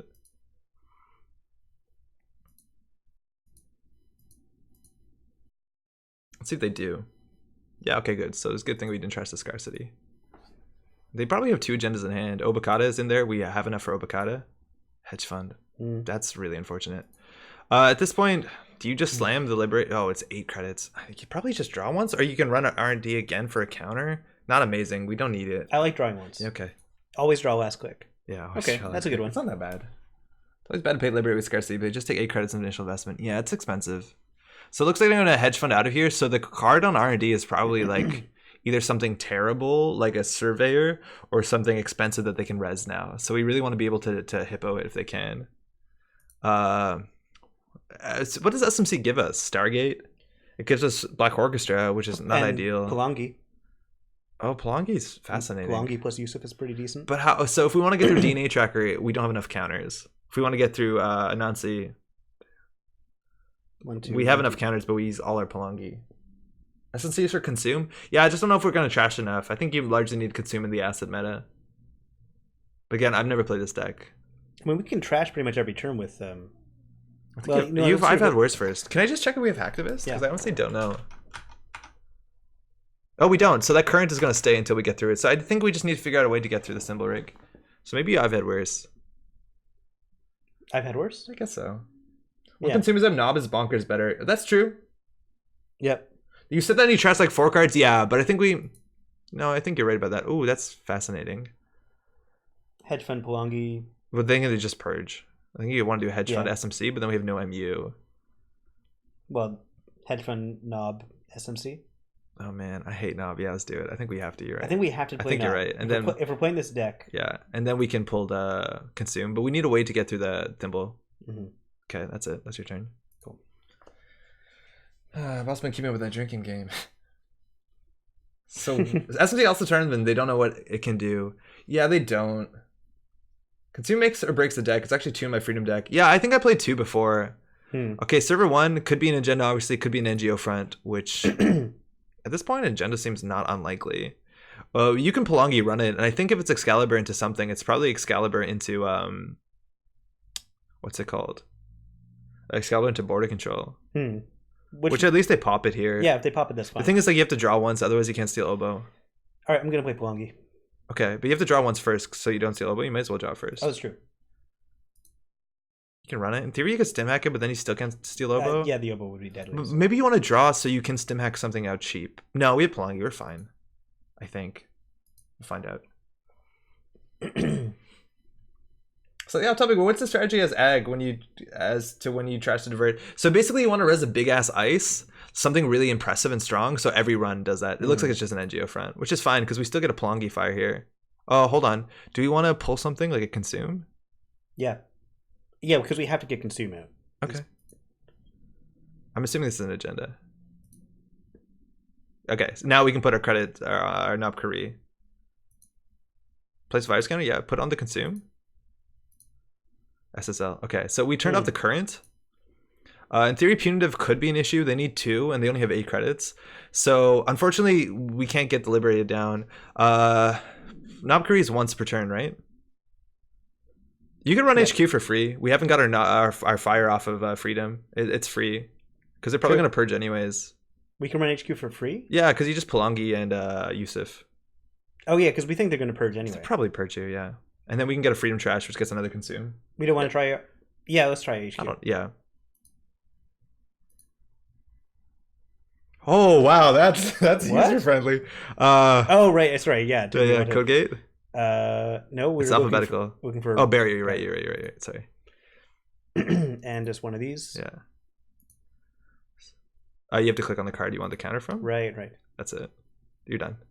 You have to hit done. Ask me for one more. No, you're good. You're good. So we probably trash something here, which is good because then it gives them a reason to. Yeah, you definitely trash that. Yeah. I think, yeah, you probably do. It gives us another counter. It makes it less good to purge. Yes. Oh, I love how consumes the May. So unfortunately, they probably do purge here, which means we lose a lot of credits, but they also lose a whole turn. Oh, SSL, yeah. There we go. Maybe that was actually bad. I don't know. We're going to be clicking for credits. For what it's, you could run server 1 here and provoke a res. They clearly didn't res because we had Palangi, so maybe they hit us with something bad here. But like, what could it be? DNA tracker? That's actually pretty good. I think you do run it. Yeah, that's really interesting. I think you run server 1. You force them to res. Yeah, let's try it. Because it's like basically like, well, it's kind of bad. Well, you get a Yusuf counter actually, which is kind of good. Yeah, we get a Yusuf and a consume counter, and those are good. So how bad could it be? It's probably border control, right? This might be wrong. The thing is, we don't have a lot more money. Yeah, we really wanted that consume earlier, huh? I'm really liking this consume. Oh, yes. So we get a Yusuf counter and a consume counter. Okay. So that's good. They probably don't purge this. We also could have put one on the Palangi, which might have been better, so we could run HQ. I think that's better. Yeah, we probably need one on Palangi. But do we draw here, or do we run HQ? No, we can't run HQ. Yeah. All right. Let's draw here. Okay. I'll just click for credits, maybe. And then next turn, we run the remote, then run HQ, pop consume. Mm-hmm. They have good money. The thing is, we don't want them to get the outermost ice on a server to be really strong. So the fact that we know that's an Excalibur is really good, because it's not a really good threat when it comes to Ag Infusion. We're going to forget the Ag Infusion ability for sure. Single advance. Okay, so we'd run that. We just run that, right? Yeah, we just run it. Because they're just going to Ag Infusion Excalibur, whatever. Yeah, okay. They're going to get an Issei token for it. That's fine.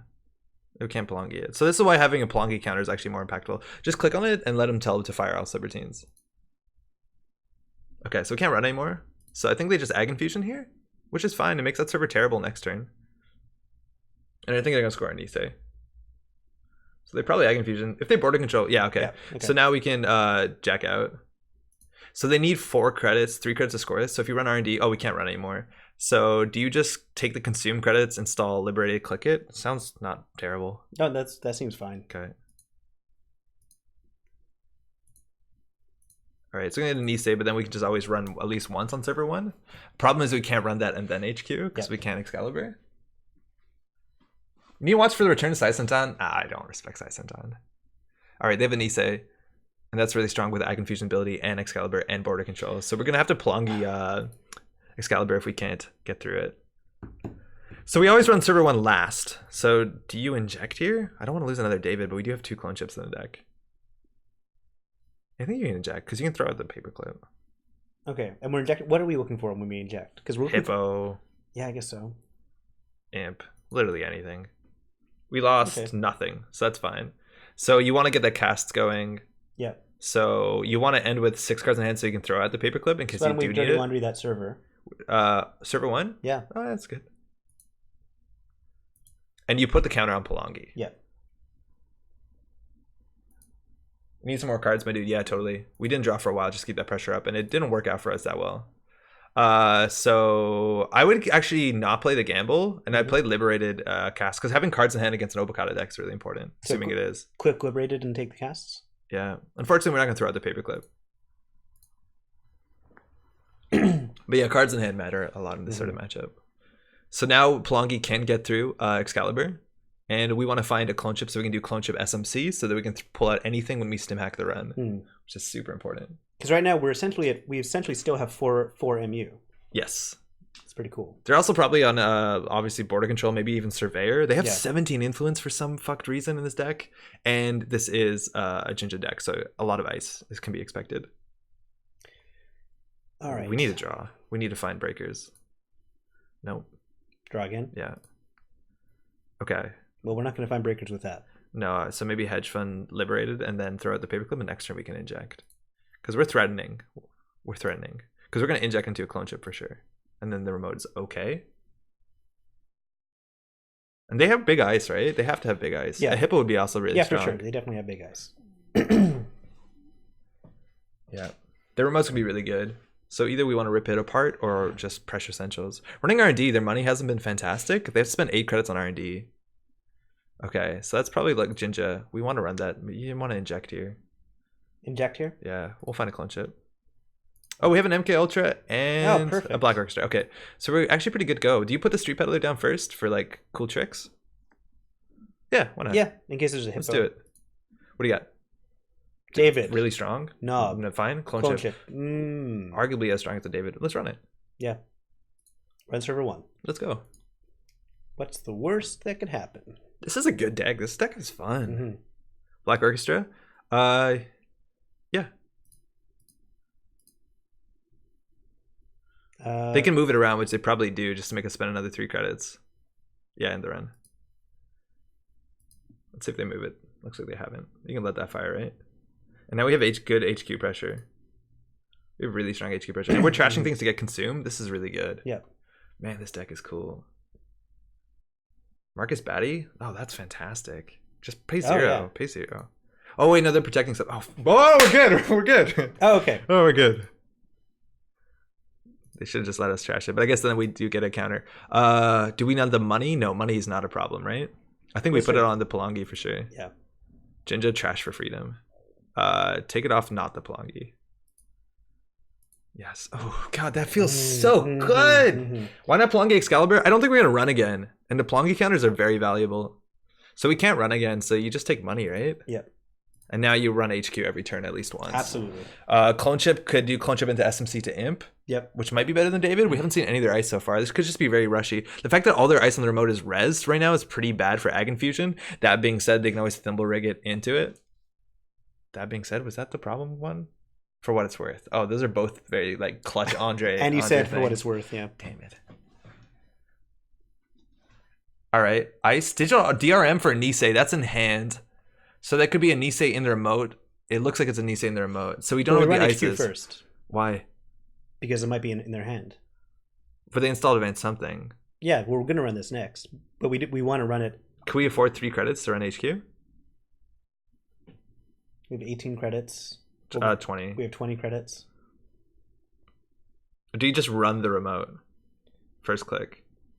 Because I'm assuming that they don't want us to break the Excalibur and then they're going to use the Nisei token. So if this is... The worst case is border control Excalibur Nisei token.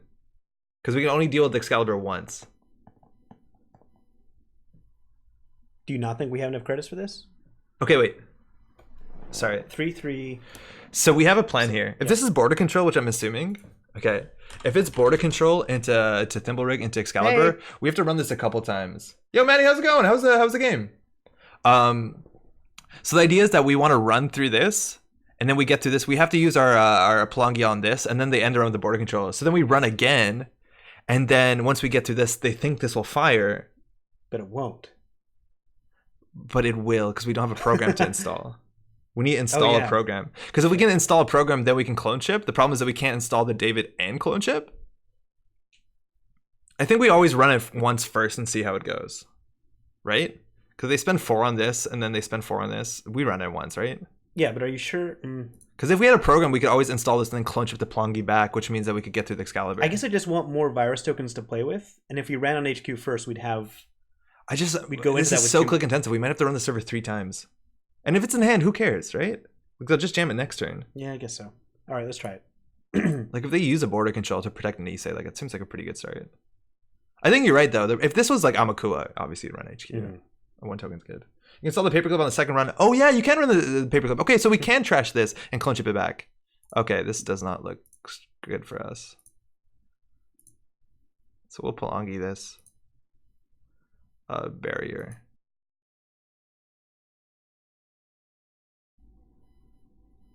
Oh wow, this is only 1 counter?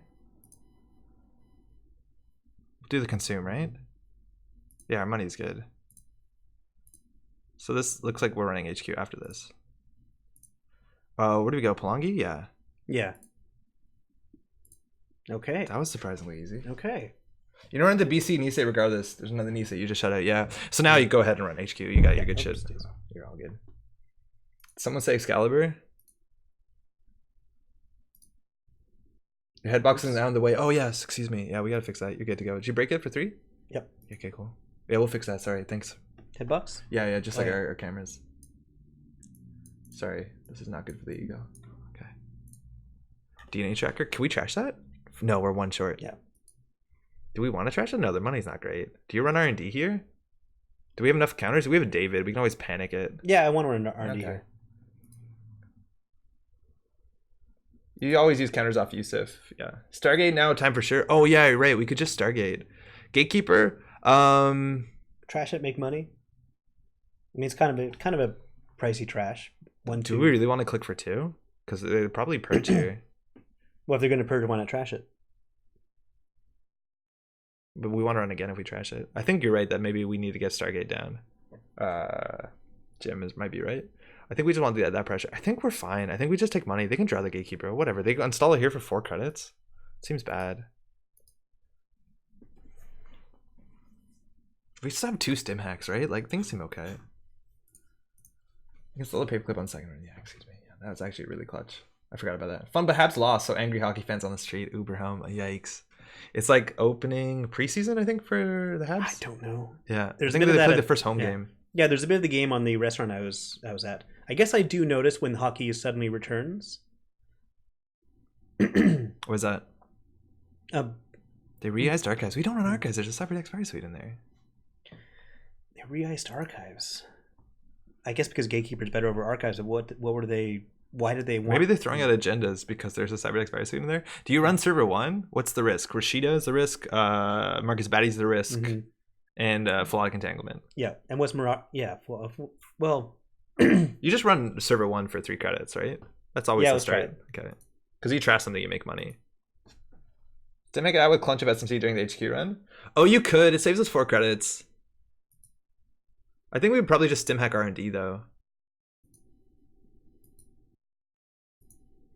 Man, when stim hack hits it, I've had worse. You gotta no, I think we want to pressure this turn. Okay. We're gonna get the Plongi token back. True. Yeah. Barrier. And then just 1 token, and which you have to click on Plongi again because you have to choose where it comes from. Yeah, you're done.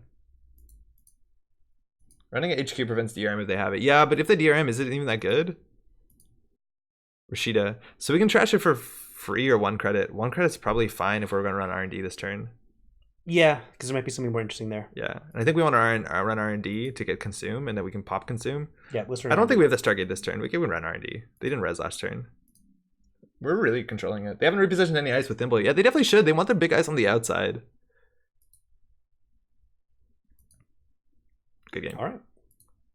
Oh yeah, good game. Wow, what a deck. Yeah, it's pretty cool. Gee. What a deck. That feels so good. 10 points in HQ. Wow. Oh, yeah, it seemed like it. Oof. That's rough. Yeah, they didn't have a lot of money. They weren't really jamming. I think their ice sucked. They didn't draw another Jinja, so that's not unlikely. Running HQ for 3 credits isn't terrible when you generally trash something and get back from consume, but R&D was open. I think running HQ is definitely right, but yeah. Thimble Rig is one of the weaknesses. Hey, thanks you too. Do you think there's a version of this deck that uses Demolisher instead of Knob Curie? No. Yeah. No, Demolisher's not very good. Lowering the trash cost doesn't really matter much for freedom, but also getting a Pelagi counter is where it's at. Like, that's so important. Because if they purge, you can't put any more counters on here. And now you just, like, run archives or whatever. Like, Pelagi is so good. Pelagi Paperclip, for what it's worth, too, is so strong on its own, right? Yeah, like, you could spend 5 credits to get through most ice. Is the timing window such that you could... No. Oh, is this mine or yours? That's my phone. Okay. Is the timing window such that you could encounter Pelagi? No. Okay. No, yeah. You can't. My run turntable with free mem strip is useful. This console is 100% the backbone of this deck because it's not only consume, it's not only Pelagi. We also have infinite imp, and I saw that Worlds being so important. Man, there was a matchup they played perfectly. They were playing against that combo sports metal win in one turn, imping every agenda. Yeah, of the course. Opponent conceded. Because normally that plays install 3 agendas. You don't care what happens because you're set up to combo. Run, but trash agenda. If you're imping the agendas, you deny sports metal its ability to draw, and then you just run archives to win the game. Yeah. Oh, it's so strong. But there's a lot of good reasons why Pelangi's worth in the deck. There's a reason they're running 2 of them. We didn't draw a Hippo. Hippo would have been so strong because we want to Hippo the Thimble Rig and just go buck wild on HQ. Again, Infinite Imp is very much worth its 5 credits. There's also Friday Chip. Is a card I was wondering about in here. Yeah. That's like whenever you trash a card, which happens way less often than make a successful run. Of course. And the MU is really important. Friday Chip is definitely a possibility, but I feel like it's either overkill or doesn't do enough. Yeah, HQ, right? Oh, I think David might be delayed. I don't know. Too slow, don't need it. Yeah, it's a pretty slow card. And it snowballs harder. Well, like, Knob Curry is expensive, but, like, it lets you do things. Oh, man, it's good. How are you doing on time? I've got time for one more game. Hell yeah. What do you want to do? We have to do different decks, right? Oh, yeah, for sure. Okay, cool. Let's do another runner. Adam? I guess it's going to be Adam. Third at Worlds. Better than every criminal and shaper. Again? I gotta figure out other things to say because I almost said for what it's worth. Which I just did. This deck list didn't perform that well. This went 5-6. Like, this lost more than one. But they went 12-1 with their combo deck. Yeah. So is this the best Adam deck at Worlds? 100%. Could it be refined? Probably. Yeah. Maybe it was a bad medical. I don't know. Now, I didn't see, film critic. Was there a Sunny at Worlds? 1. And it didn't do terribly. Where to place? I saw the deck, actually. I was considering playing it yesterday. I did see it. Yeah, 8-4 at Worlds. They didn't make top 16, but 8-4 is pretty good. It's fine. For what it's worth, these numbers out of context mean nothing. Like, if their corp goes 0-8, generally, not nothing, right? But, like, I love that when you say my corp deck went undefeated, but your runner deck didn't win anything. So it's like I'm still. You were playing against weaker opponents, probably. Exactly. Like, that kind of matters. But still, they won a lot. They gave us Sunny deck. That's cool. I'll take a look at that. So you want to try this one? Yeah, let's do it. We don't get these nice cards here, obviously, but we have Rizeki. We have the misdirection we can pull. You have the emergent creativity, obviously good stuff. The single freedom. No fucking RNG key? What? What? How? That's the best Adam card by a mile. Yeah. I'm confused. They say it would have stuck with N'Golo. I'm already confused. So, N'Golo, they would have done N'Golo over Film Critic. I could see it. RNG is a trap? How's it a trap? It's 2 credits every time you run R&D. It's amazing. Maybe they mean crutch instead of trap. I don't know. How long has Pelangi been out? It's been out since Downfall. Downrise. I always say downrising and upfall. That's not right. Otherwise, you got the Liberated, 3 Film Critic, which is a lot. The Brain Chip is obviously good. I thought that was Skulljack for a second. A single turning wheel to complement your, again, I'm assuming we're starting with the not always be running. And you have 2 Interdiction and Freedom just because we have a lot of resources. You need to clear the scarcity. Shit. Try that again. Oh, that's not right. What's this deck called? Adam is better than Criminals and Shapers. Okay. Call it. Adam is... Ooh, you're intracapping it. Or Camel Case. Criminals and Shapers. That was my cool startup. Adam. Okay. Please? Well, we've frozen.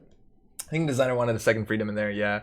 They said -1 introduction, +1 freedom of the deck write-up. Okay, we'll probably actually just change that really quick.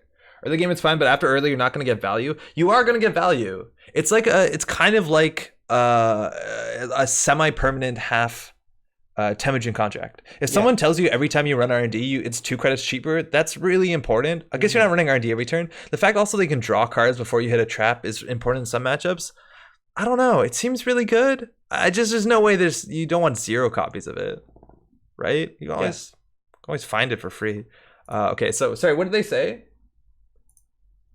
They wanted to not play Film Critic. They want to play Ngolo. That seems a bit too ambitious, but we will just change the distribution of the currents. Yeah. Explain the bottom where they write up why they didn't use RNG. Okay, cool. Well, we definitely have to read that. I'm gonna respect what they did. But RGQ just seems good. It's always fun to play, which I think is probably the more compelling point. Oh no, that's not wrong. Also, if you play it my way, yeah, every runner deck is actually 46 cards minimum. So you might as well include it. As well just include it. Yeah. I want to see if any of the top 16 decks were like 46 or yeah. I don't know. Like my 42 card smoke deck. Yeah. That's not that's not right. We don't need to paste anything. We're good to go. No way I could be problematic without Ngolo. Yeah, exactly. That's why I think Ngolo is super important. We have no way to deal with Excalibur besides Logic Bomb, which isn't good when they combine that with border control. We choose. Yeah, so always be running no. So the other three. So we're gonna be able to show everything we draw. And opening hand's okay. We're against Builder Nations. RNG key to get that free card draw because they're gonna punitive us for sure. Yeah, this is a fine hand. It's 3 cheaper? Is it 3 credits and 2 cards, or is it 2 cards with 3 credits? Because if it's 3 credits, like, geez, that's good. Yeah, that's a fine this is a fine hand. You're gonna have to dump cards, but you can always like Dirty Laundry, Pad Tap, Liberated. Yep, that's a good start. 3 credits? Oh, Distort, how's it going? Thank you. That's absurd. That's basically permanent Temujin. Sorry, do you mind? I'm just gonna fix this. Builder Nations, mind you, if they advance an ice, it's a 40 card deck, only 12 influence. That's a spicy meat damage. They probably aren't Kayambe grid, which is pretty hot, and let's do some races. All right, yeah, I'm gonna Dirty Laundry Archives. Yeah, New Arkham Investigator is a mandatory 42 card deck. Yeah, there's some wild ones. There's one that's like a 30, 40, or 50. Oh, is there? Yeah, the researcher Mandy, you choose how many cards. 30, cool. 40, or 50. And because she digs through her deck, it's not the worst to do 50. Yeah. BC? Okay, cool. Very important to know. All right. So they probably trashed the Pad Tab, but we can't make it awkward. And we need to go down to 2 cards if we want to get our free draw. And we do. We do. And you definitely hit that so we don't get hard hitting used, which we still could. Ooh, Rizeki's good. Okay, big paragraph quote. It makes you play worse for a low to medium benefit. In my opinion, the ideal Atom strategy is only run R&D when you've seen agendas on top and only pressure HQ and remotes. Yeah, but it's good on HQ. You can play RNG on HQ. It's fine. Like a wasted click on Sunres. There's also one in memory early. Better spend on Rizeki. I'm not convinced. Obviously, they performed good enough with this deck, but I mean, it's not like memory is a huge issue in the early game. No. In the early game, it is, but yeah. But the thing is, like, you know what they're drawing every turn, so it's so easy to like run HQ and say 4 because we know border control. So you just run server 1. If they hit a border control, they still lose 3 credits. Yeah, I guess we've. What else? We Hortum is fine. Mouseless is like fine-ish. Yeah, let's try it. Okay. So Ken HQ, even RD is fine. That's fine. It's a good card. They don't have a lot of money. Mass comms is where their money's at, and they're not advancing anything. So just putting pressure on can be obnoxious enough. Running HQ, you see 2 cards, which means you could easily die to punitive, but rain chip, draw. Yeah, that's just fine. Okay. Yeah. Yeah, it's good. Whatever. And also, we gain a credit because we have Pad Tap. Like, this is really good for us. Yeah. Oh, yeah, that's true. Run HQ, maybe? I'm okay with that. Yeah. Either protecting agenda or Rashid. Unfortunately, here, if we do hit it too big to fail, we have to trash it, which is going to be a bit backbreaking. But we do have, like, liberated it into... Yeah, what's on top, actually? Oh, steal that. Yep. Mouseless, good. Run R&D? Yeah, we have to see another board control. Yeah, run R&D for sure. So unlikely we get punitive. We'll have 3 cards. They need double punitive, and we have a fair bit of money. So they probably have to res here. Fine. Ooh, fine. Yeah, okay. Fine. Hopefully we keep all console. Damn, we're good. Okay, so now punitive. To avoid punitive, we just want to draw once. We kept our console. Damn, we're good. So now we'll drop to 3, so they need a double punitive. Yeah. Cool.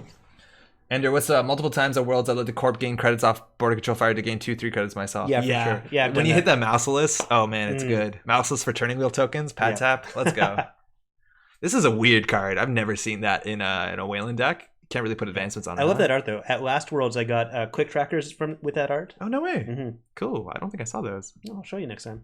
It's a good art. The full art of this too from Worlds deck, because I think there was one in the controlling the message. So we know we can always run through R&D, but like setting up for a hand size seems pretty good. What did they do? Credit, install ice. So we know HQ is just border control. and mouseless might either be or border control and R&D. So it's not worth running R&D? I don't think so. They did draw one new card. Yes, so I would run HQ. Yeah, that's what I'm saying. Oh, okay, sorry. You said R&D. Oh, did I say R&D? Yeah. Oh, sorry. Oh, that's good. And then if there's an agenda there we can consider. But I think at this point we're ahead, where we just want to put our brain cage down. And there's something brewing, obviously, in server 1. Oh, that's good. They'll just draw that. They have nowhere to put that.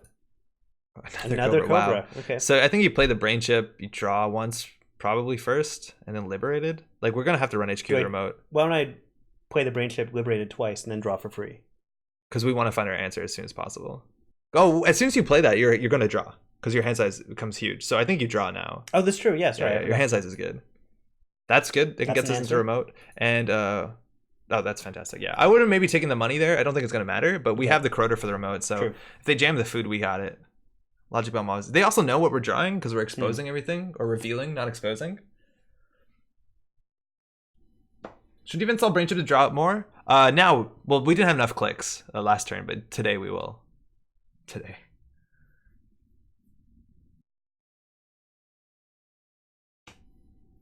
Well, it's 2017. Cobra's a cool card. It's really flavorful for like what you think a sentry should do. Cobra? Yeah. Yeah, for sure. All right, so I think we just slam Corroder so we don't lose it to like errant damage and run HQ because we know they have a food in it, and then we can just like, okay, so that's probably a Kayambe if not even a Chrysium. All right, just put the Corroder down. You don't lose it. Run HQ, get a food. Yeah. In theory, we could have considered a Logic Bomb as well. Okay, so we see half their hand. There's a food in there. Marcus Batty. Okay, that's probably why they're playing the Cobra. Makes sense. Okay, we got it. Okay, cool. So we could run server 1. There's a big chance there's an agenda in there. Yep, and we can do if not a Batty. Do we credit first and run? No, no need to. No. I mean, if it's I think you definitely just run it, and then after you liberated. Unless it's a Kayambe, which you want the money to trash. Yeah, that's what I'm thinking. If they border control us here, it's fine. Actually, if they border control us, yeah, we're ahead by 5 points. I'm going to take money and run. Okay. Like that song says. Snare is the only problem. Server 1? Yeah. Yeah. What was on top of their deck? Was that the Marcus Batty? Yeah, you're right. So you got to break both of them. I don't want to give them the credit, even though we'd get one, which is actually like a pretty big swing. We spend 1 to not gain 1. They should be BABW. Yeah, so far their ability hasn't fired. We haven't seen anything that advances things. Anson Rose, Kayambe Grid is probably on R&D. They could border control here. Oh, wow. Well, we can trash it. Make sure it doesn't need to. Well, we can. I'd rather them res it. This is clogging their server. Fuck it. Just leave it, right? Is this the result of Boom, do you think? No, this would be somewhere in Africa, right? Because it came out in this? Yes. Yeah. Yeah. Boom is like an apartment complex. Yeah. All right, I'm not going to do anything with it. Oh, we have to trash it. It's not even a question. Oh, of course, because we're Adam. Yeah, because of Adam. Okay. Well, hard hitting news could be an issue.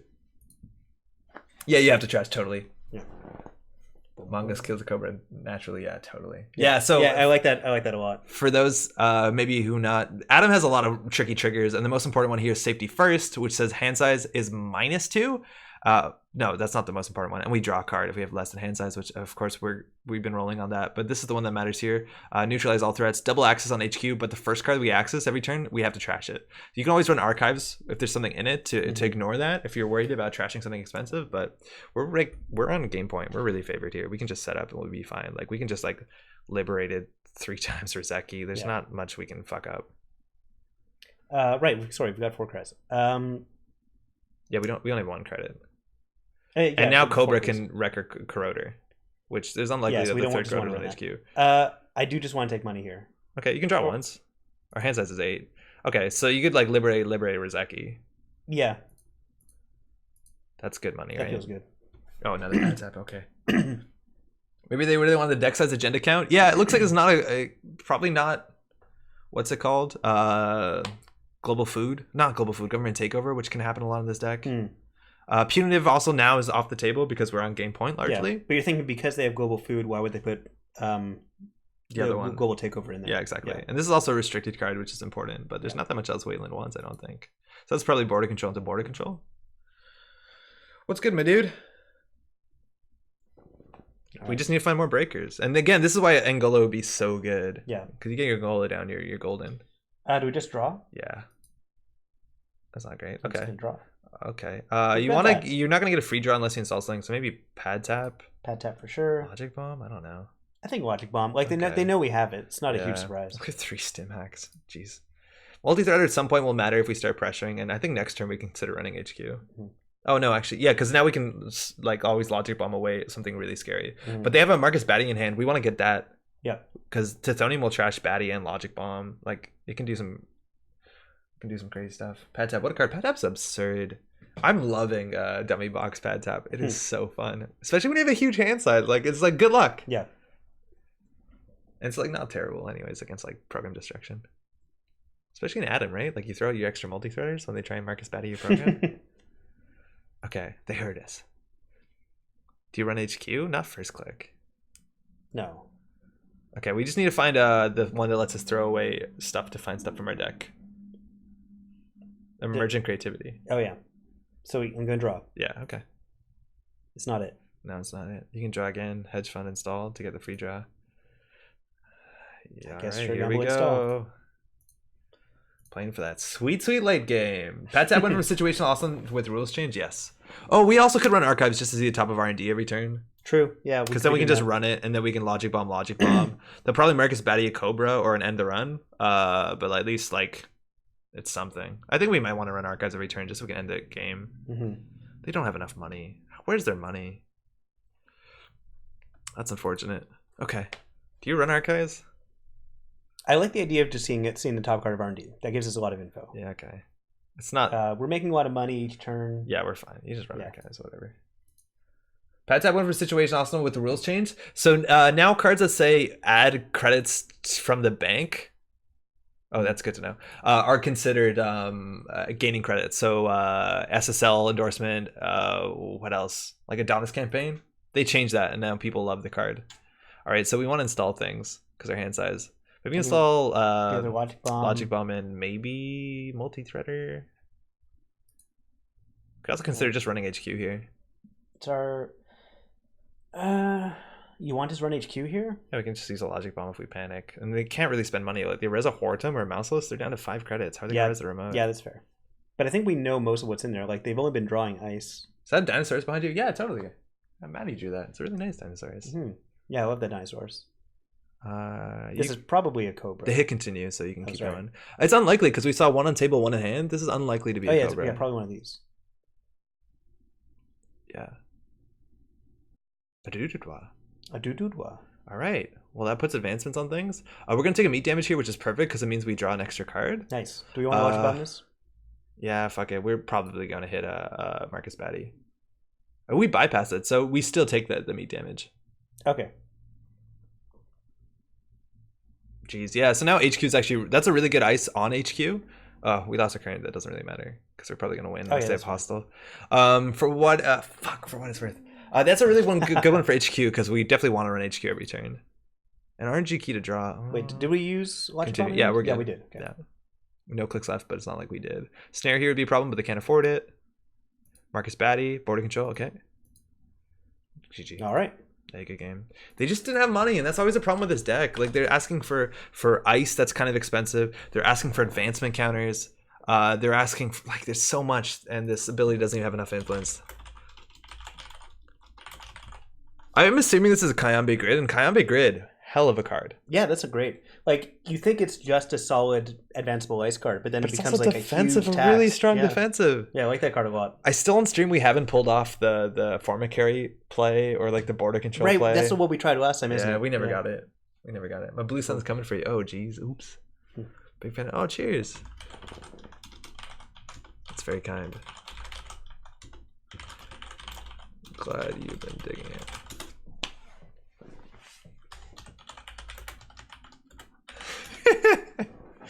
Nice. Yeah. Are you doing on time? I'm probably gonna be heading out. Okay. Yeah. See you around day. Okay. Right, cool. I'm just gonna put on some music. I'm gonna show Pat out, and we'll be right back. All right. Bye, everybody. If you wait for the delay, then you see all the people saying bye. Otherwise, you miss it. Yeah. All right. I'm gonna wait for a little bit. Here, I'm gonna put the sound on. All right. Is the sound on? Bye, Pat. Okay. Yeah, it is on. All right, cool. So I can just say all the weird things I usually say. Yeah, no, we're not muted. Oh. Okay. See ya. We'll be right back. Bye.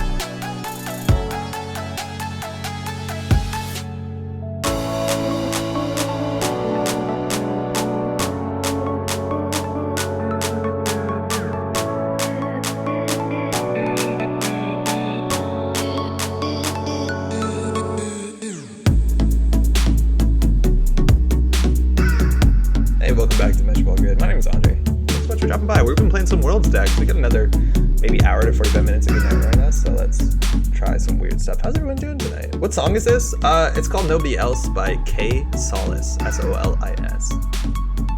Nobody Else. Sweet jam. I downloaded some more music that's licensed appropriately that I can get into this channel. I haven't put it in yet, but there'll be a couple more tracks. I actually go through like the whole library and try and find stuff that's like generally positive vibed, a bit retro sometimes, and like cyberpunkish. It's hard. It's like a pretty narrow field. Such a rule follower. I don't know. I don't want to steal someone's music. Hey Maddie, how's it going? All right, what are we playing? We played Runner twice, so I'm assuming we're gonna swap to the Corp side. I'm like terrified of playing this deck because it seems here. I'll do this in Chrome. It'll work better.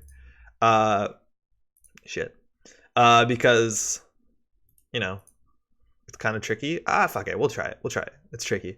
This is a deck that won Worlds. Maybe it's going to be passe to go and play that immediately in the JNet servers. And people will be like, oh, I can't win against this. This is the best deck in the game. Which, honestly, maybe it's not. Maybe it's just really well positioned. I think the pilot's very good. Pincel's been playing for a long time. I love Lakshmi. It's a 1-of in the deck. I thought for a while this card was restricted. I don't know why. This card's so strong. And I love that it's only a 1-of, but I guess you play with Executive Bootcamp. This card's nutty. I like it a lot. So we'll try this for sure. We have Violet level clearance, pretty strong. Even without Jinja, we're playing Violet level clearance. Isn't that crazy? And that's largely because we have Cybernex Court, which is pretty cool. Fully operational, really strong card. We're not doing any Nasex combos. We just want to go. We have Biotic Labor to score things. And there's some crazy combos. I think they scored 5 points in 1 turn to win Worlds. So it's pretty great. This deck is a beast. It totally is. It's just a bit tricky to play. There's some really nutty combos. I also want to play at some point like these sports metal combo decks because that's going to be like, oh god, it might be really embarrassing because it's tricky to play and you have to count all your clicks because you're doing all these fast breaks and yoy. But I think we can definitely rock it at some point. Just a lot of hours in the day. New Corp deck. I'm just going to call it World's winning deck. Dedicated efficiency, okay. Is anybody in chat? Was anybody in chat at Worlds? Because I'd love to hear people's opinions about going there. I've heard really positive stuff. Again, we've said this before. It's not worth. Excuse me. I don't think you can overstate the fact that Nisei, like a fan organization that's been continuing the game, put on this huge Worlds and it went beautifully. Not only like the balance and gameplay side of things, but like organization, all that sort of stuff. Ender, yep, it was amazing. How was it? What did you do? Did you play the side events? What sort of stuff did you get up to? Did you do Crown of Lasers? Like, I just want to hear more deets because I don't really know anyone that well that went personally. Just because nobody from Montreal went, unfortunately. Oh, Close is in. Close wanted to play their Blue Sun, I'm pretty sure. Okay, no Freedom. Leela. Ooh, interesting matchup. Architect on HQ is okay. Gatekeeper's a bit worse. It gets worse. Jeeves early is probably fine. We'll keep this hand for sure. Well, do we have a hedge fund? Thanks, you too. The live stream was fun, and I got that energy from watching other worlds. I don't know. So we woke up. We do have a hedge fund. I woke up at like 8 o'clock on this Sunday morning just to watch the finals, and it was just a really good energy. Andre, are you coming to the East Coast Championships in the US? That was originally the plan. Something might have come up, so I might not be around at that time, but if I am, I know at least people from Montreal are coming. But the plan was to. Oh, yeah, we're Asa. Totally. I totally forgot. I think we'll just put this on HQ credit. So Asa says the first time you install a card each turn, you may install additional card, either protecting or in that server, as long as it's not an agenda. I think we want this on HQ for sure. And bounces are pretty scary. I might be. Oh, super cool. Yo, puppy, how's it going? Welcome. How you doing? It's been a minute. I played Chrono Lasers and first day Swiss went 8-6 in Swiss, lost 2-1 at the end. Ooh, wow. So you could have been, what, 10-4? That's probably, does that make the cut? That seems really good. How's it going in Balloon as well? World Type has me trying to get back into the game after leaving when FFG pulled the plug. I'm telling you, let me tell you. Oh, they know this is a Jeeves. It's a really good time to do it. Things are really great. We have new cards coming out soon. Ooh, they could have got a balance. So we can install this in another remote. In theory, we want to like get Jeeves to fire, so I think we just do triple click. I think we just do triple click draw, which is obviously is an awkward turn. Drawing last isn't good, but we need things. We could have played this to draw 2 cards. Not amazing. Generally, you want this to fire on multiple servers. Here, I can narrow this down a bit. Oh, yes. Much better. Beth giving them a credit. Getting that single axis here. Lakshmi. Naked Lakshmi is kind of bad. It's also no good because we don't have anything else. Like, we really want to spam this down. We're looking for a Cybernex court just so we can violet level clearance with impunity. Class act coming down, that's good. Slow sort of turn. They're going to set up pretty big. A lot of cards in hand. You have to expect that whatever we're scared of, they have in their hand right now. We can do Lakshmi into vanilla, which is double install. So I think we might just like do triple credit double install. I think we might be fighting too hard to get Jeeves value here. We could do double install, fully operational to draw 4, but then we run out. We really need that. Do we do? I think we might just do triple credit double install. Feels really slow.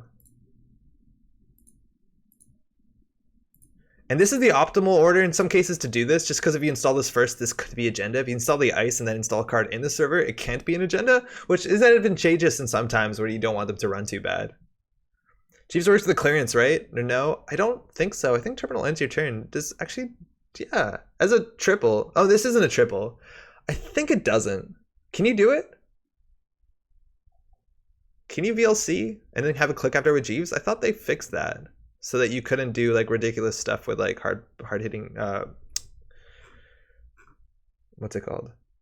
Chrono Laser team plays top 8 with solid 16 wins, 11 loss records. Hey, well played. They got that dirty laundry. We could pre-res the Lakshmi. Don't really want to. They know the top card of R&D. That's important to know. No breakers just yet. I think we're at the point where we want a fully operational, but we really need to draw the thing that hits our hand size. Is Lakshmi one of your favorite cards? Yeah, it is. There was a long time where I played this like acid spam Lakshmi deck that was like super off meta and did really well with it. The Text, Film Critic, and Imp are actually pretty popular right now, so it got a fair bit worse. Who would have guessed that a deck with 3 fully operational would win worlds? Yeah, I didn't, right? I definitely did not. Let alone HB just in general. They did really well. But maybe it's because nobody texts for HB. HB is good. I don't know. Maybe that was the best play. I don't want to draw here. It feels terrible. Getting a Gatekeeper on R&D is cool because it lets us draw a fair bit. Do we just click for 3 credits, put a card on R&D? That feels way too slow for how fast I've seen somebody play this deck. They have 17 credits. Oh my god, this is terrible. I feel like we're not playing this anywhere near correctly. But we're not drawing particularly well. That's my excuse.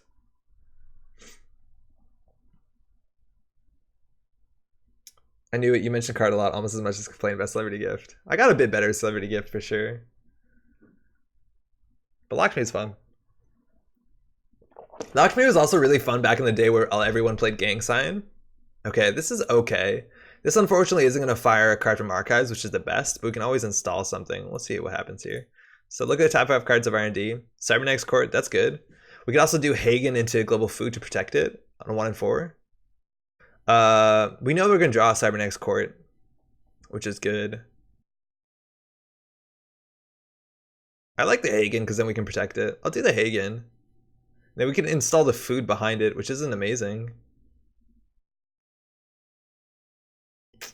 Oh wait, we can double install, right? Because Asa fires off of Architect. So the first time you install a card, each turn you may install additional non-agenda card from HQ. So unfortunately, we can't actually install anything from hand because they're only agendas. So I think we install the Hagen.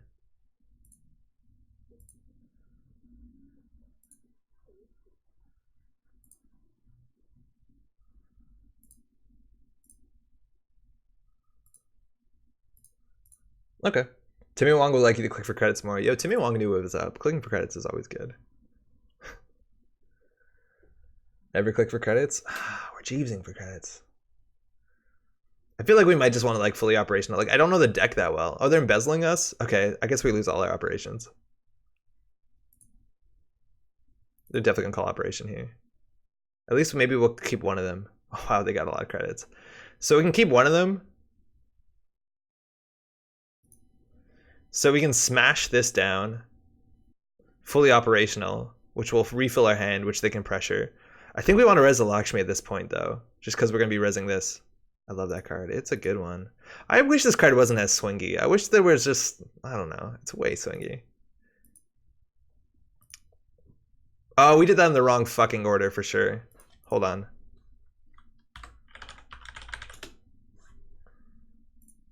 Okay, so we're going to draw 2 cards. That's good. Oh, we know everything we're drawing here. We can draw 2 cards. We have 2 clicks left. So we want to find another ice. That's good. We'll gain 2 credits. That's efficiency. So we definitely want to get this down. We want to Hagen it up for sure. And then we can Violet level clearance out of it. Seems pretty good. We also played Event, so we could do like... This is Terminal though. So I don't think Jeeves is going to fire this turn. Oh, no, I wanted to do this on server 5. I'm going to just fix it manually. And we will... In theory, you have to res this first. They fucked that up at Worlds because this ends your turn, so you don't have a window to res this, I don't think. So you need to do this first. Okay. Feels okay. Is that a new card? Seemed too good. Which card? This one? Yeah, this is a Nisei card. It rewards you for playing Acid Spam with Ice, which is really exciting. There's a cool Acme deck that did really well with this. They're siphoning us here. I honestly don't think it's that bad. Like, most of our ice we can still res after we get siphoned. They have a lot of money, though. That's a problem. That siphon's just not as good as it used to be. They're not showing a lot of breakers. We might want another ice for HQ. Double Architect is annoying, because then Begulter only fires on one of them. Wow, we can get away with murder here. So ideally we want to get the efficiency committee down because we really want to score it. So this is on any face-up card. So what can we install? We don't have doubles in hand. Actually, we do. So the Global Food Initiative is actually pretty protected. We can install a Naked in theory. We just need to be able to res something else. This is the difficulty? X points. Okay, so we need to be able to res something else. This is unique. So there's we'd have to res a Rashida. Oh man, this deck probably needs some piloting. Efficiency install with Ice, then Archive Memory for fully operational. I think we'd overdraw that point unless we want to do it for credits. It's not the worst. Yeah, maybe that's good. I kind of like that. I do kind of like that. And then we can probably draw a bit. Like, what's our hand size? 9? 9, okay.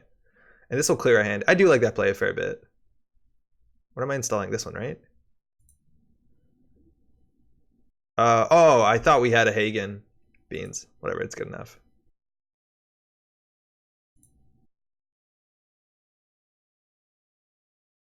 I will leave a face down in there. Here we go. So 8 we can have. We can draw again. Foods are actually pretty well protected. We want to draw another efficiency committee just to protect it. We failed. We fucked it up. I think we can throw out one of these for sure. So we'll just take some money. Oh man. Oh man. This card seems okay. So we'll throw something out. We'll throw out one of these. There's no restore.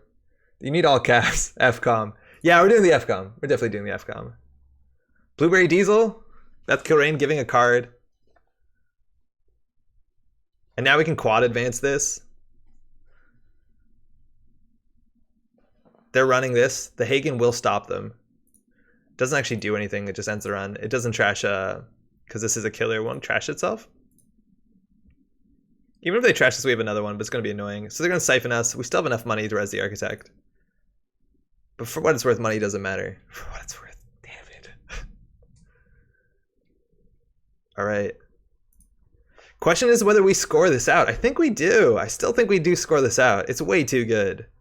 Because then we actually have plays where we dedication. Or can we leave this? We don't have another in hand. What else could we do? We could do Rashida Gatekeeper. Hedge Fund. That's middling. It's not terrible though. I think we might just want to leave this.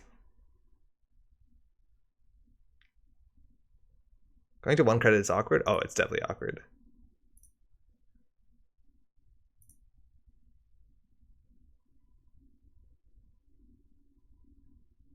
Oh, we should have clicked for 3 times for credits and then done this, whatever. We'll hedge fund here. It's not amazing. Puts the density in hand a bit stronger. Oh, that's awkward. Not a good turn. Not the most efficient turn, which I think is the point of this deck.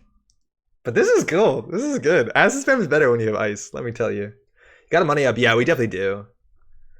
I love that this card now, if we draw our last copy, what are they going to do? Same old thing into embezzle? That this card gives us like, I don't know, 12 credits? Oh, same old thing in a special order. Oh, I love when they have to do that. 4 clicks just to get your program down. But they need programs. They need either Barrier or Code Gate Breaker. Both are pretty good. And we do have Vanillas, which... They have the Croter. Okay, so Croter's online. So they definitely want to trash this. The question is whether we... Rashida? I don't think we really need to here because we're going to have to discard cards. So we're just going to go ahead and roll through this. This gives us so much flexibility. Oh, they can bounce. I forgot about that. Whatever.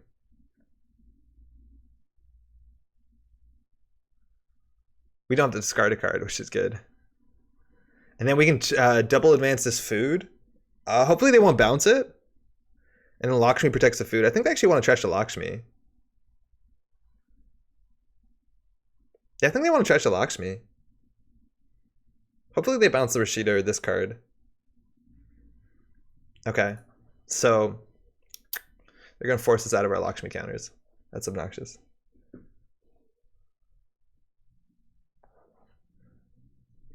I'm going to zoom out once. Okay. So we can lose this, which gets another bounce would be pretty bad. So I'm going to go ahead and use the power counters. So now they can't steal this. This card is really cool. Are we going to be able to res 3 things next turn? Honestly, maybe. Yeah, we might. We'd have to do install. Now they're running the Gatekeeper. Do we fire the Gatekeeper? Draw up to 3 cards, reveal up to 3 agendas in HQ or archives, shuffle those into R&D. It gives a Lakshmi counter, which is kind of cute, and protects a Rashida, which seems important. Yeah, okay. How many cards? We'll draw 3. And what can we do? Shuffle HQ or arc agendas. Okay. So the FCOM is mediocre.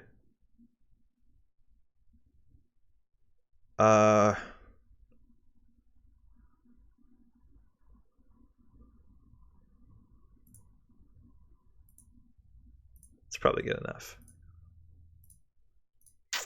They're gonna force us to stop them from stealing our agendas. So we can even fire their sheet here. Money's been a problem. The fact that we did get one of these embezzled is obviously huge. This card's so good. Inside Job. They're going in. Fantastic. Inside Job and DDoS. So good against this deck. But at least we only tried to retreat. I'm going to res it for what, just to get a counter on Lakshmi. I'm definitely going to res it. We might as well. Oh man. We got another one. This is fine. This is like very expensive to trash. I love that they're doing this. And we can just triple install here. In theory, we want another gatekeeper for this remote, but we don't have it. Because I think all our gatekeepers are down. Yeah. Not breaking the first sub. Okay. Woo! Baby! What do we do here?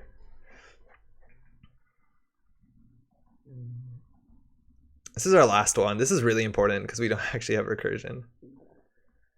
So we could double advance. We really want to double advance this thing. So we have to double advance and then install 3. It's very difficult for us to do all of that stuff. Man. Oh, man. Oh, we don't even have enough money. It doesn't matter. Oh, we can always use the FCOMs to get clicks. To get credits. So we can always click for credit. I think we need to do that. 3 install Jeeves, 1 advance. It's not good enough. You only need advanced food once, I guess, because of Jeeves. Oh, you're right. You're right. Actually, that does change. So maybe we can just click 3 advanced. No, but we also need to install this. So I think we do install advanced, but then we just don't have enough money. I guess we can always do biotic into fully operational to score the food out. I honestly feel like we might want to use these just for credits.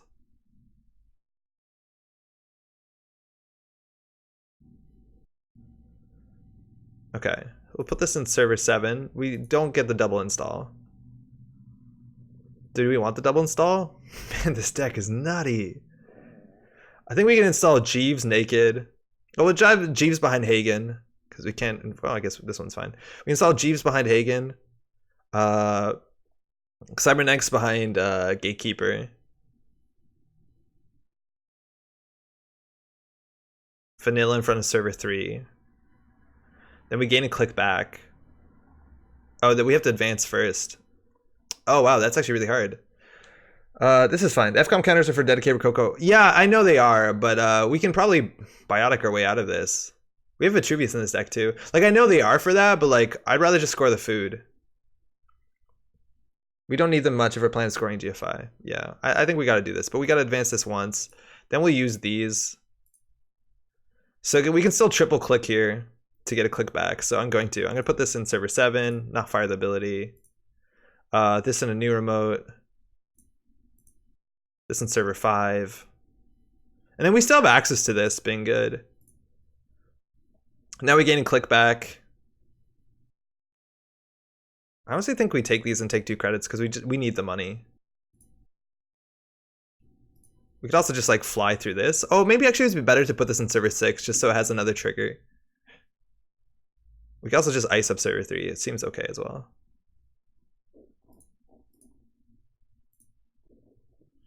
We might have taken one too many. Discard down to 5 cards? Oh no, whoops.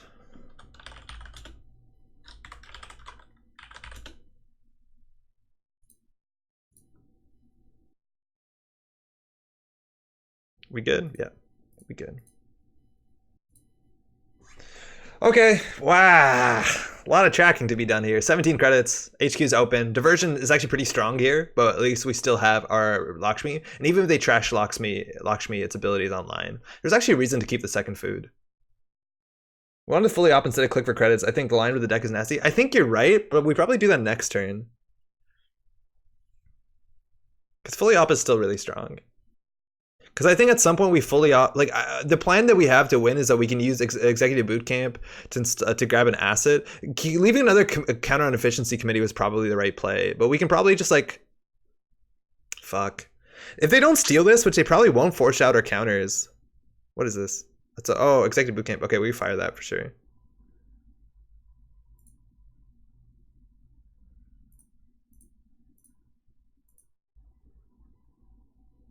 So that's in hand. We don't have enough credits to score this. That's a problem now. They need to threaten this. They're scoring next turn. We can't anymore. We really need to fire that. In theory, we could with like fully operational biotic triple advance. I don't know how many biotics are in this deck. 2. Okay, yeah, that's probably possible. That's a Jeeves, that's fine.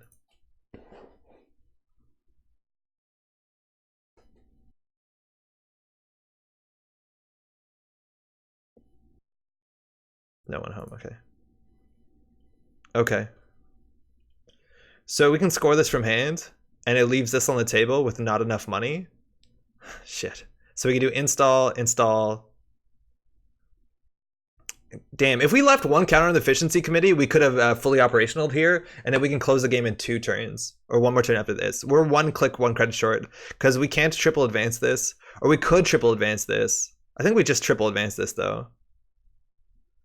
I think we triple advance this and then fully operational for money. Oh, we can't do that. I forgot we can't do that because this cost 1. Yeah, I think last turn we kind of maybe fudged it.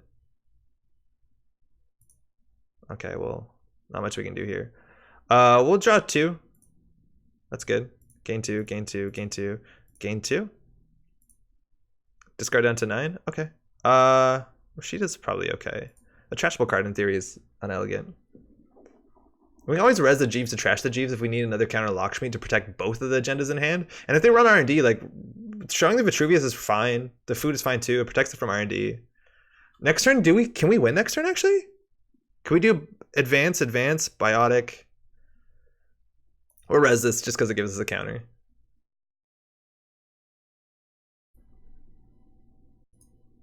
This is wild. They're forcing our counters out. So they can't steal it. They could imp it if they had it. They could trash it. Okay, this deck is hard. This deck is really cool. Can you advance FCOM, install 3 Jeeves, triggers fully operational? It's just bad. How's it going, Swocade? I think your delay is a bit higher because that FCOM happened a long time ago. I don't remember what happened though, but I have no doubt we're not playing this optimally. No doubt. This is our first time with a deck. And I don't take this as criticism. Please point out better plays. I just don't remember that point. Falsified to say global food just to get the money. Okay, there's a small chance we can win here. I just think money is the issue. So we could biotic. That's another click. We could install. So we do biotic. We have 4 credits, 4 clicks. We could do install, install, operation, advance, advance, biotic. That's 1. Install. So we have that. Install. That's that. Then we do that.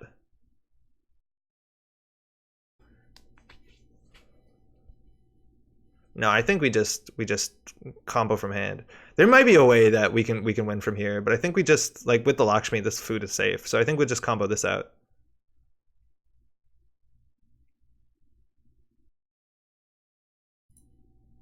Whatever. There might be a way to win from here.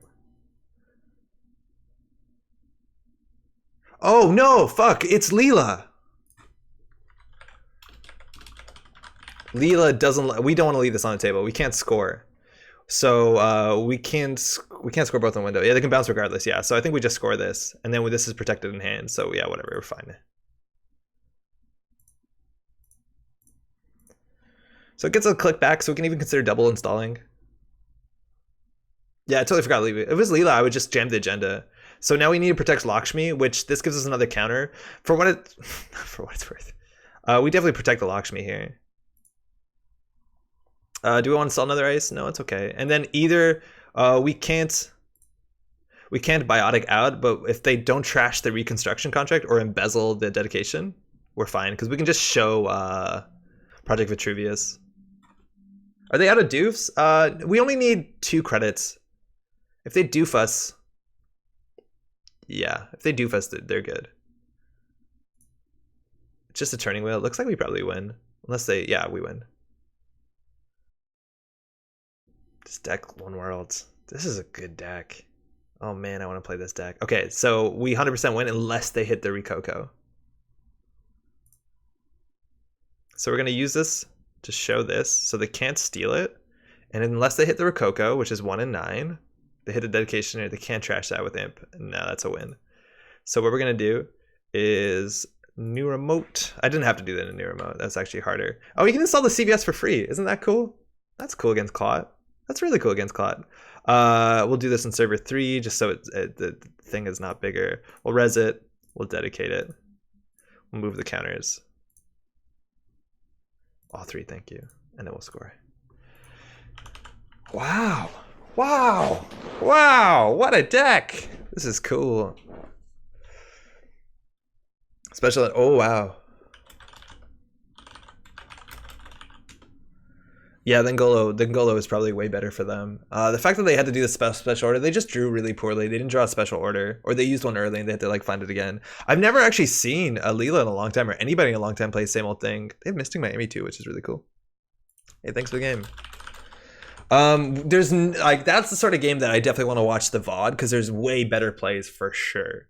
Our early game was probably slower than it needed to be. You could just like hope and play like an early what's it called, fully operational, and then just hope that you draw your what's it called, your Cybernex Court. In theory, it'd be really bad if we didn't, because we throw out a lot of our hand. If you have FCOM counters, you can dedicate to scare me to score. Yeah, totally.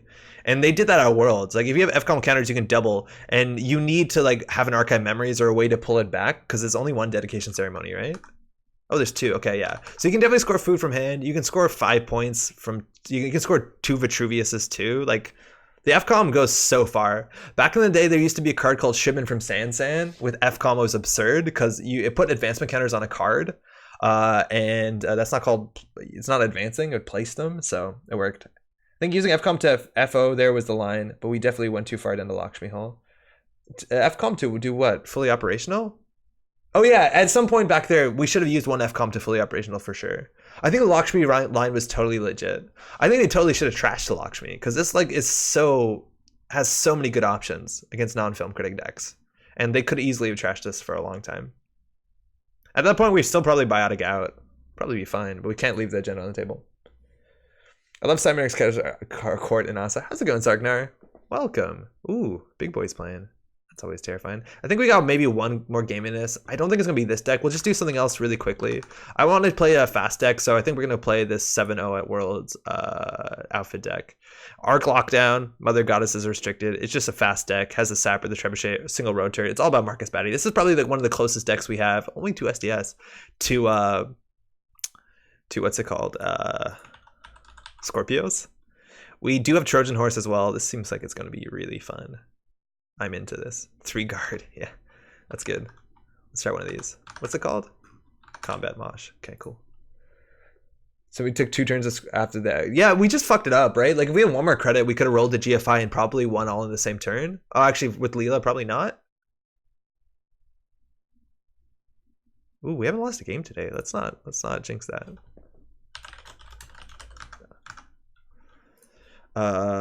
This is called V outfit.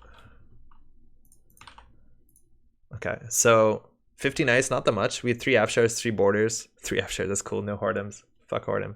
Sapper Tithonium is really strong with Marcus Batty. Double Cyberdex Virus Suite, that's some AI hate. We don't really have fast advance besides the single Audacity. Actually, that's kind of cool. Consulting for Trojan Horse. Generally, sometimes you can consult for Too Big to Fail, but that's not great. I think also consulting for Arc Lockdown is probably one of the bigger deals. You can always Trojan Horse consulting Arc Lockdown. That can be your whole turn. Some people can aggressively clone chip around it, so you might want to wait a second. But as soon as someone Trojan Horses you, have a clone chip, if it matters, just pull it. I wouldn't wait. Only 8 games, so hopefully we find something pretty quickly. And quickly we did. Bing! Ooh, Gabe. Ooh, cool. We have the Afshar for HQ. We have the Trojan Horse, the IPO, the IPO. A bit of a clumsy hand. Oh, that isn't another run. No, we'll mulligan this. We have Afshars, right? Mogo on HQ can be good. Thanks, you too. And Too Big to Fail, Trojan Horse. It's a pretty cool combo. Oh, that's actually really dodgy. Sneak Door Beta might be a problem. I never like playing Too Big to Fail turn 1. Consulting Visit probably doesn't matter that much because we have Trojan Horse in hand. And Arc Lockdown really doesn't matter that much about criminals. HQ credit. That's rough. Not great. Only 50 nice though. We want an Afshar on HQ for sure. Turning Wheel early. Dirty Laundry, that's good. So Turning Wheel we can hit with the Tithonium.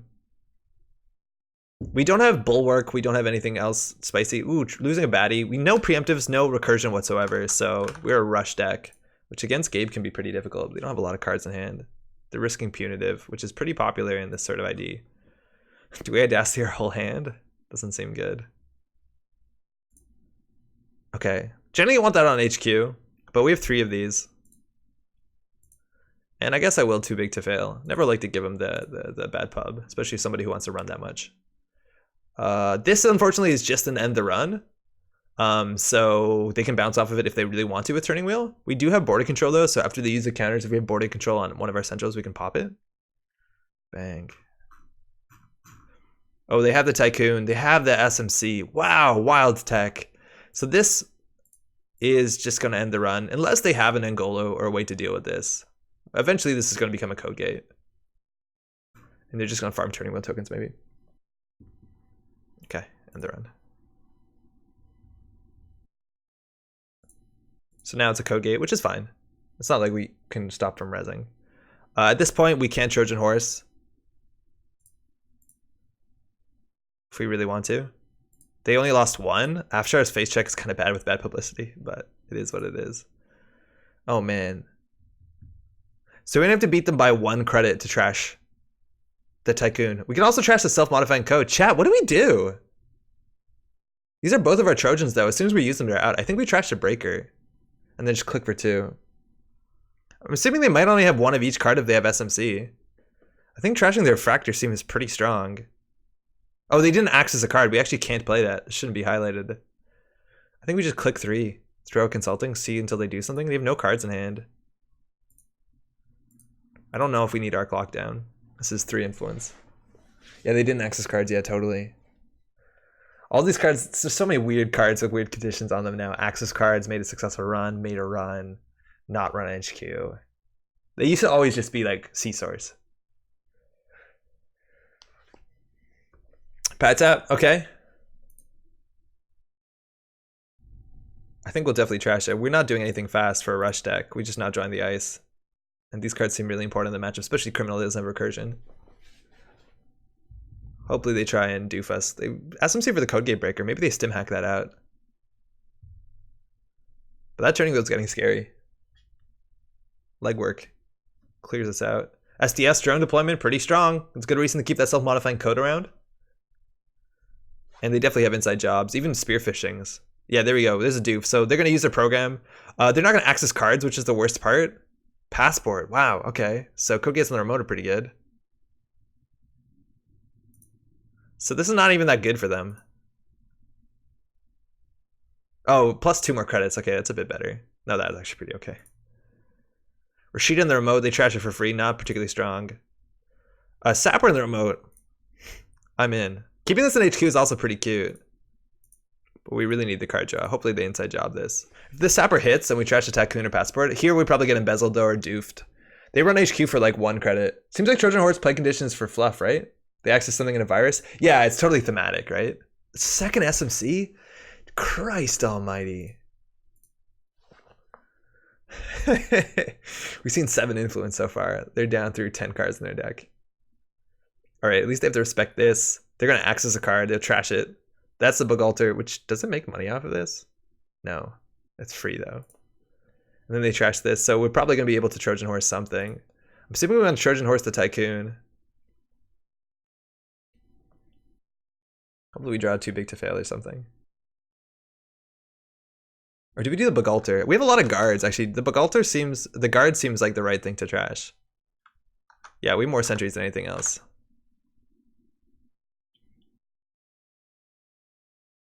The positioning of this is a bit unfortunate. Treasure Bugalter seems right. Yeah, I definitely want to trash this one. It could come HQ. I think it's only 3 credits. Or 1 credit after the comeback. 2, 3. If I have 1 credit, do I lose? Yep. Yes, yes. Doesn't say if able. So you do as much as you can. They make money off the Sapper, don't they? Oh yeah, they did. Actually, because of bad pub. You're totally right. It's clicking for credit, though. You don't want to run for no reason against Wayland that cares about money.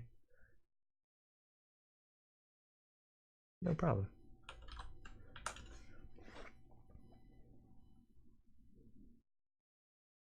Let's see what they do. Oh, yeah, there you go. That's cool. If they hit the Atlas, is a problem. So that's 3 with the bad publicity. Oh, wait, it's only 3. So this is actually a free run. Excuse me, because they get 2 back. And a turning wheel. They could actually clear the turning wheels out here now if they wanted to. Could get 4 points. Kind of scary. Trashing their code gate breaker. Trashing their coder actually seems way better. Okay. Oh, beans. Worst case. I think trashing their decoder is right. They probably have another one if they pulled their passport out, but it might be something more expensive. I want to protect our centrals. I guess this is also a sentry though too, so it's not that good. It's also a destroyer. We only have to beat we have to beat the trace by 3 on this though. That's actually really awkward. I don't think that's gonna matter.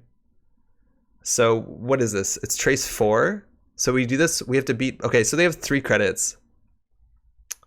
So we trace 1 install program with install cost equal or less than the amount by which the trace succeeded. Okay, so if they succeed by 3 or more, so we can fire this out now. It's trace 4. They put we have to do at least trace 7 to trash the Begulter. It's risky. Whatever. I think we got to do it. So this is 4. We have to make it trace 7. So it's 3 credits, right? They spent 3 credits. I think we paid 1 too many. Oh, I paid 1 too many, right?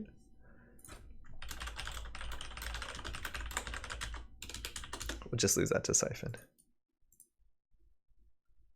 Yeah, we mathed wrong. Credits.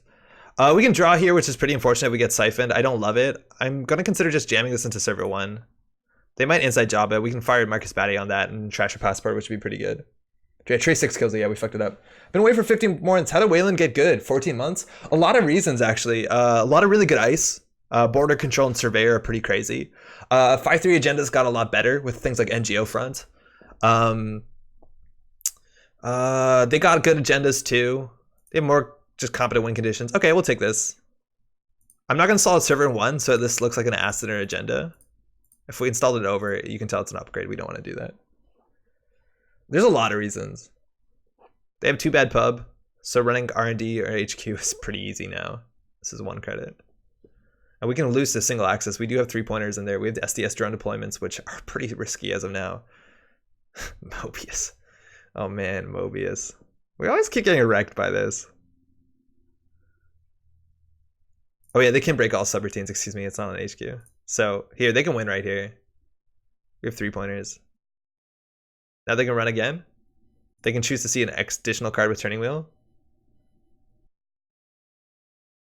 Make another run. Okay, so they do get the bad pub back. All right. So the credits are in their side. We want to jam something like Rashida here. They're not apocalypsing us, are they? This actually gives them a credit now, right? They pay 1 to break. Yeah, this actually gives them money. And we have another Trojan horse, which is really important. We can actually trash their breaker. Oh, we do have the guard though. Do we just trace all our money to passport? I think we do. So we can do trace 1. Went to gun. How's it going? Wayland's fantastic at rush fast advance. Big money. Yeah, they do a lot of things now. There's a fair bit of flexibility.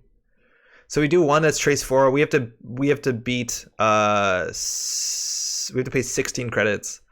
So we are trace 4 with, so it leaves us 11 credits. So this is 14. So we can do credit, spend all our money on Trojan Horse. Chat, you think it's worth spending all our money to trash the passport?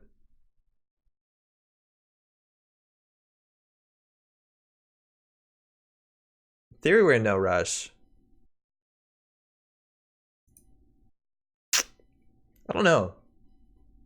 I feel like it's going to get easier to do that.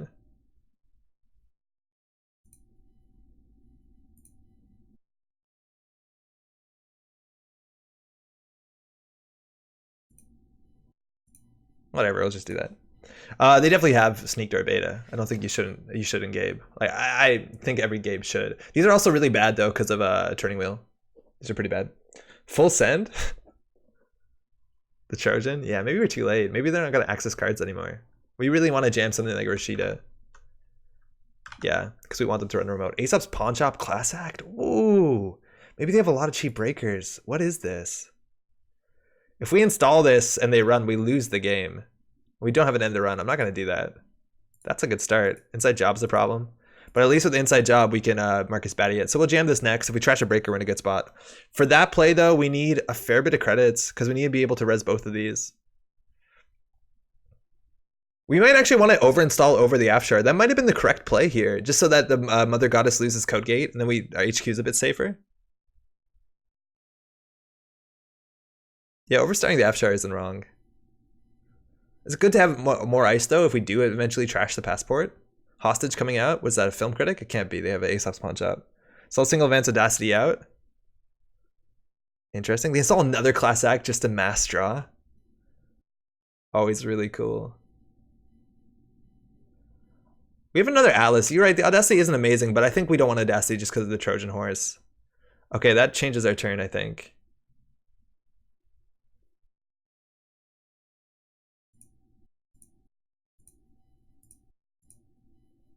I guess maybe we don't need the Trojan if we can let this fire. Maybe we'll consider Audacitying it.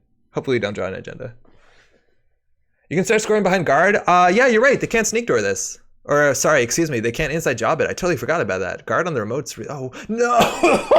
Oh, no, what the fuck? What?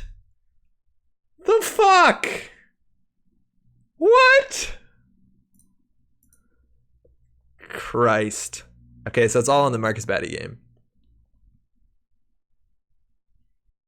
Clone chip. Oh my god. Oh my god. Oh my god.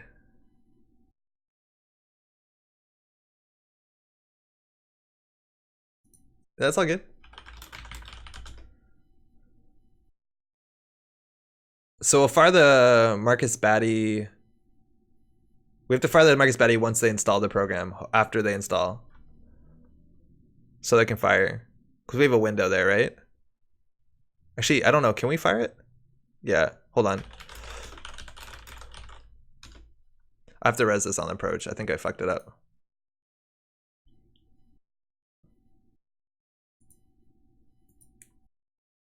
Here we go, chat.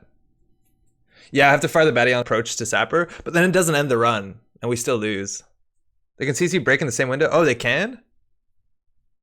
Oh, so maybe we fucked it up. Oh, Batty rude. Okay, maybe we did fuck it up. Right, because yeah, because they on the encounter they can play their ace ups and break. So in theory they should go through the Sapper and spend another credit. So we actually have to hit the end of the run here or we lose. Okay, so this is way worse. At least the server's okay now. We have to win this. Yes.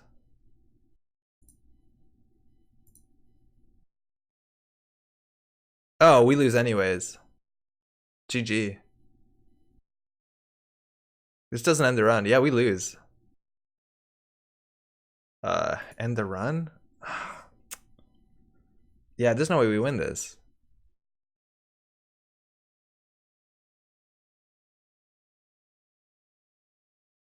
Clone chip. God damn it. Guess if they had another breaker that we lose anyways. But if they play a breaker, it's better. It's worse than clone chip. ETR. I can't. Oh, I can.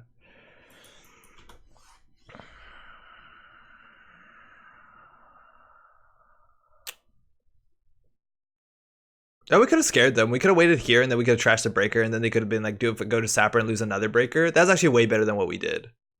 That's way better than what we did.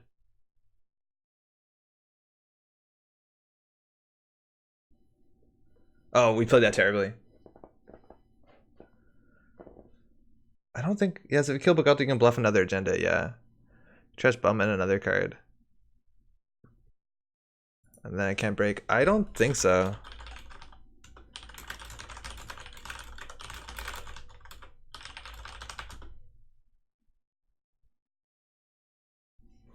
Yeah, we lost this for sure. It would definitely be better to let them go all the way to this point, and then we trash the program so that they're scared of the sapper, and then this could be like a shitty NGO front or like just not a 5-3 because this doesn't look like a 5-3.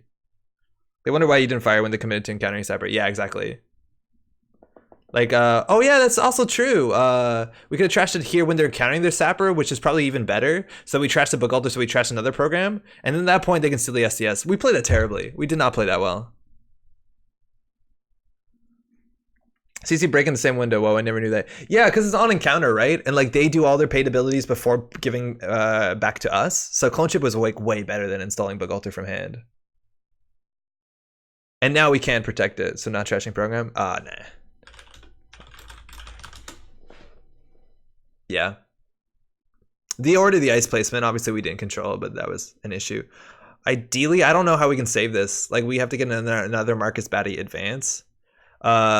Maybe we top deck a too big to fail, so we can do too big to fail to into Trojan Horse, but I think the answer is we just lose. Yeah, that was rough.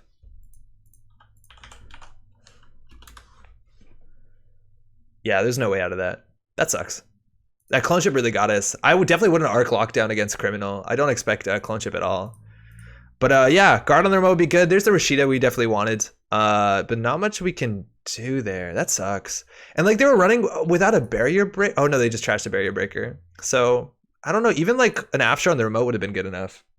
Even with optimal play, I don't think you could have stopped them. Yeah, optimal play, we couldn't have stopped them unless they like panicked, which I don't think they would have.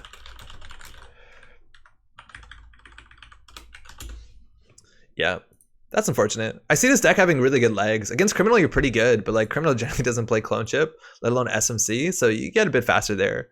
This card was a bit better than Inside Job on the fact that they could wait to hit our ice, so they don't have to worry about like, am I checking into a Tithonium, stuff like that. Tithonium firing on this stuff would have been so good. But yeah, here it's like such a risky face check, right? Because this could have been Tithonium into Marcus Batty, which trashes what, 2 programs and a resource? Fucking 3 programs and a resource? Like, it's incredible. It's so strong. But yeah, we didn't get it. That's unfortunate. Even border control would have been so sweet. No, it probably wouldn't have been good enough.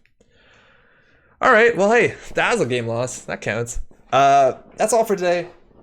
Or for this week, actually. We'll be back next week for sure. If you haven't, do check out twitch.tv/NeoRedandGrid. All the stuff from Worlds is up there. Crown of Lasers. Huge shout out to Jono, right? This is Jono. This is Jono's channel. For doing all the streaming. There's overlays, there's multi-camera, they pull up cards. It's like really well produced, and you have Crown of Lasers, you have absolutely everything, so do check that stuff out. It's pretty fantastic. We'll be back next week. It's a long weekend in Canada this weekend, so happy Thanksgiving for those celebrating. And we'll be back next week. I don't think there's anything special next week, is there? I'm assuming soon we'll be finding more news about the upcoming, not only the upcoming, what's it called? Excuse me, the upcoming expansion, Downfall, but also we're going to be seeing probably a bit about, they've announced a new product with new cards for learning Netrunner and getting into Netrunner, which I think is also super exciting. So hopefully we hear about that soon. I think they were meant to talk about that at Worlds, but they ran out of time, so they didn't. That's all. We'll see y'all next week. Thanks to everyone in chat. Thanks to everyone hanging out. Thanks to people watching the VOD, people we play games around. Thanks to Pat for showing up too. Always a pleasure. Have a good week. Ciao.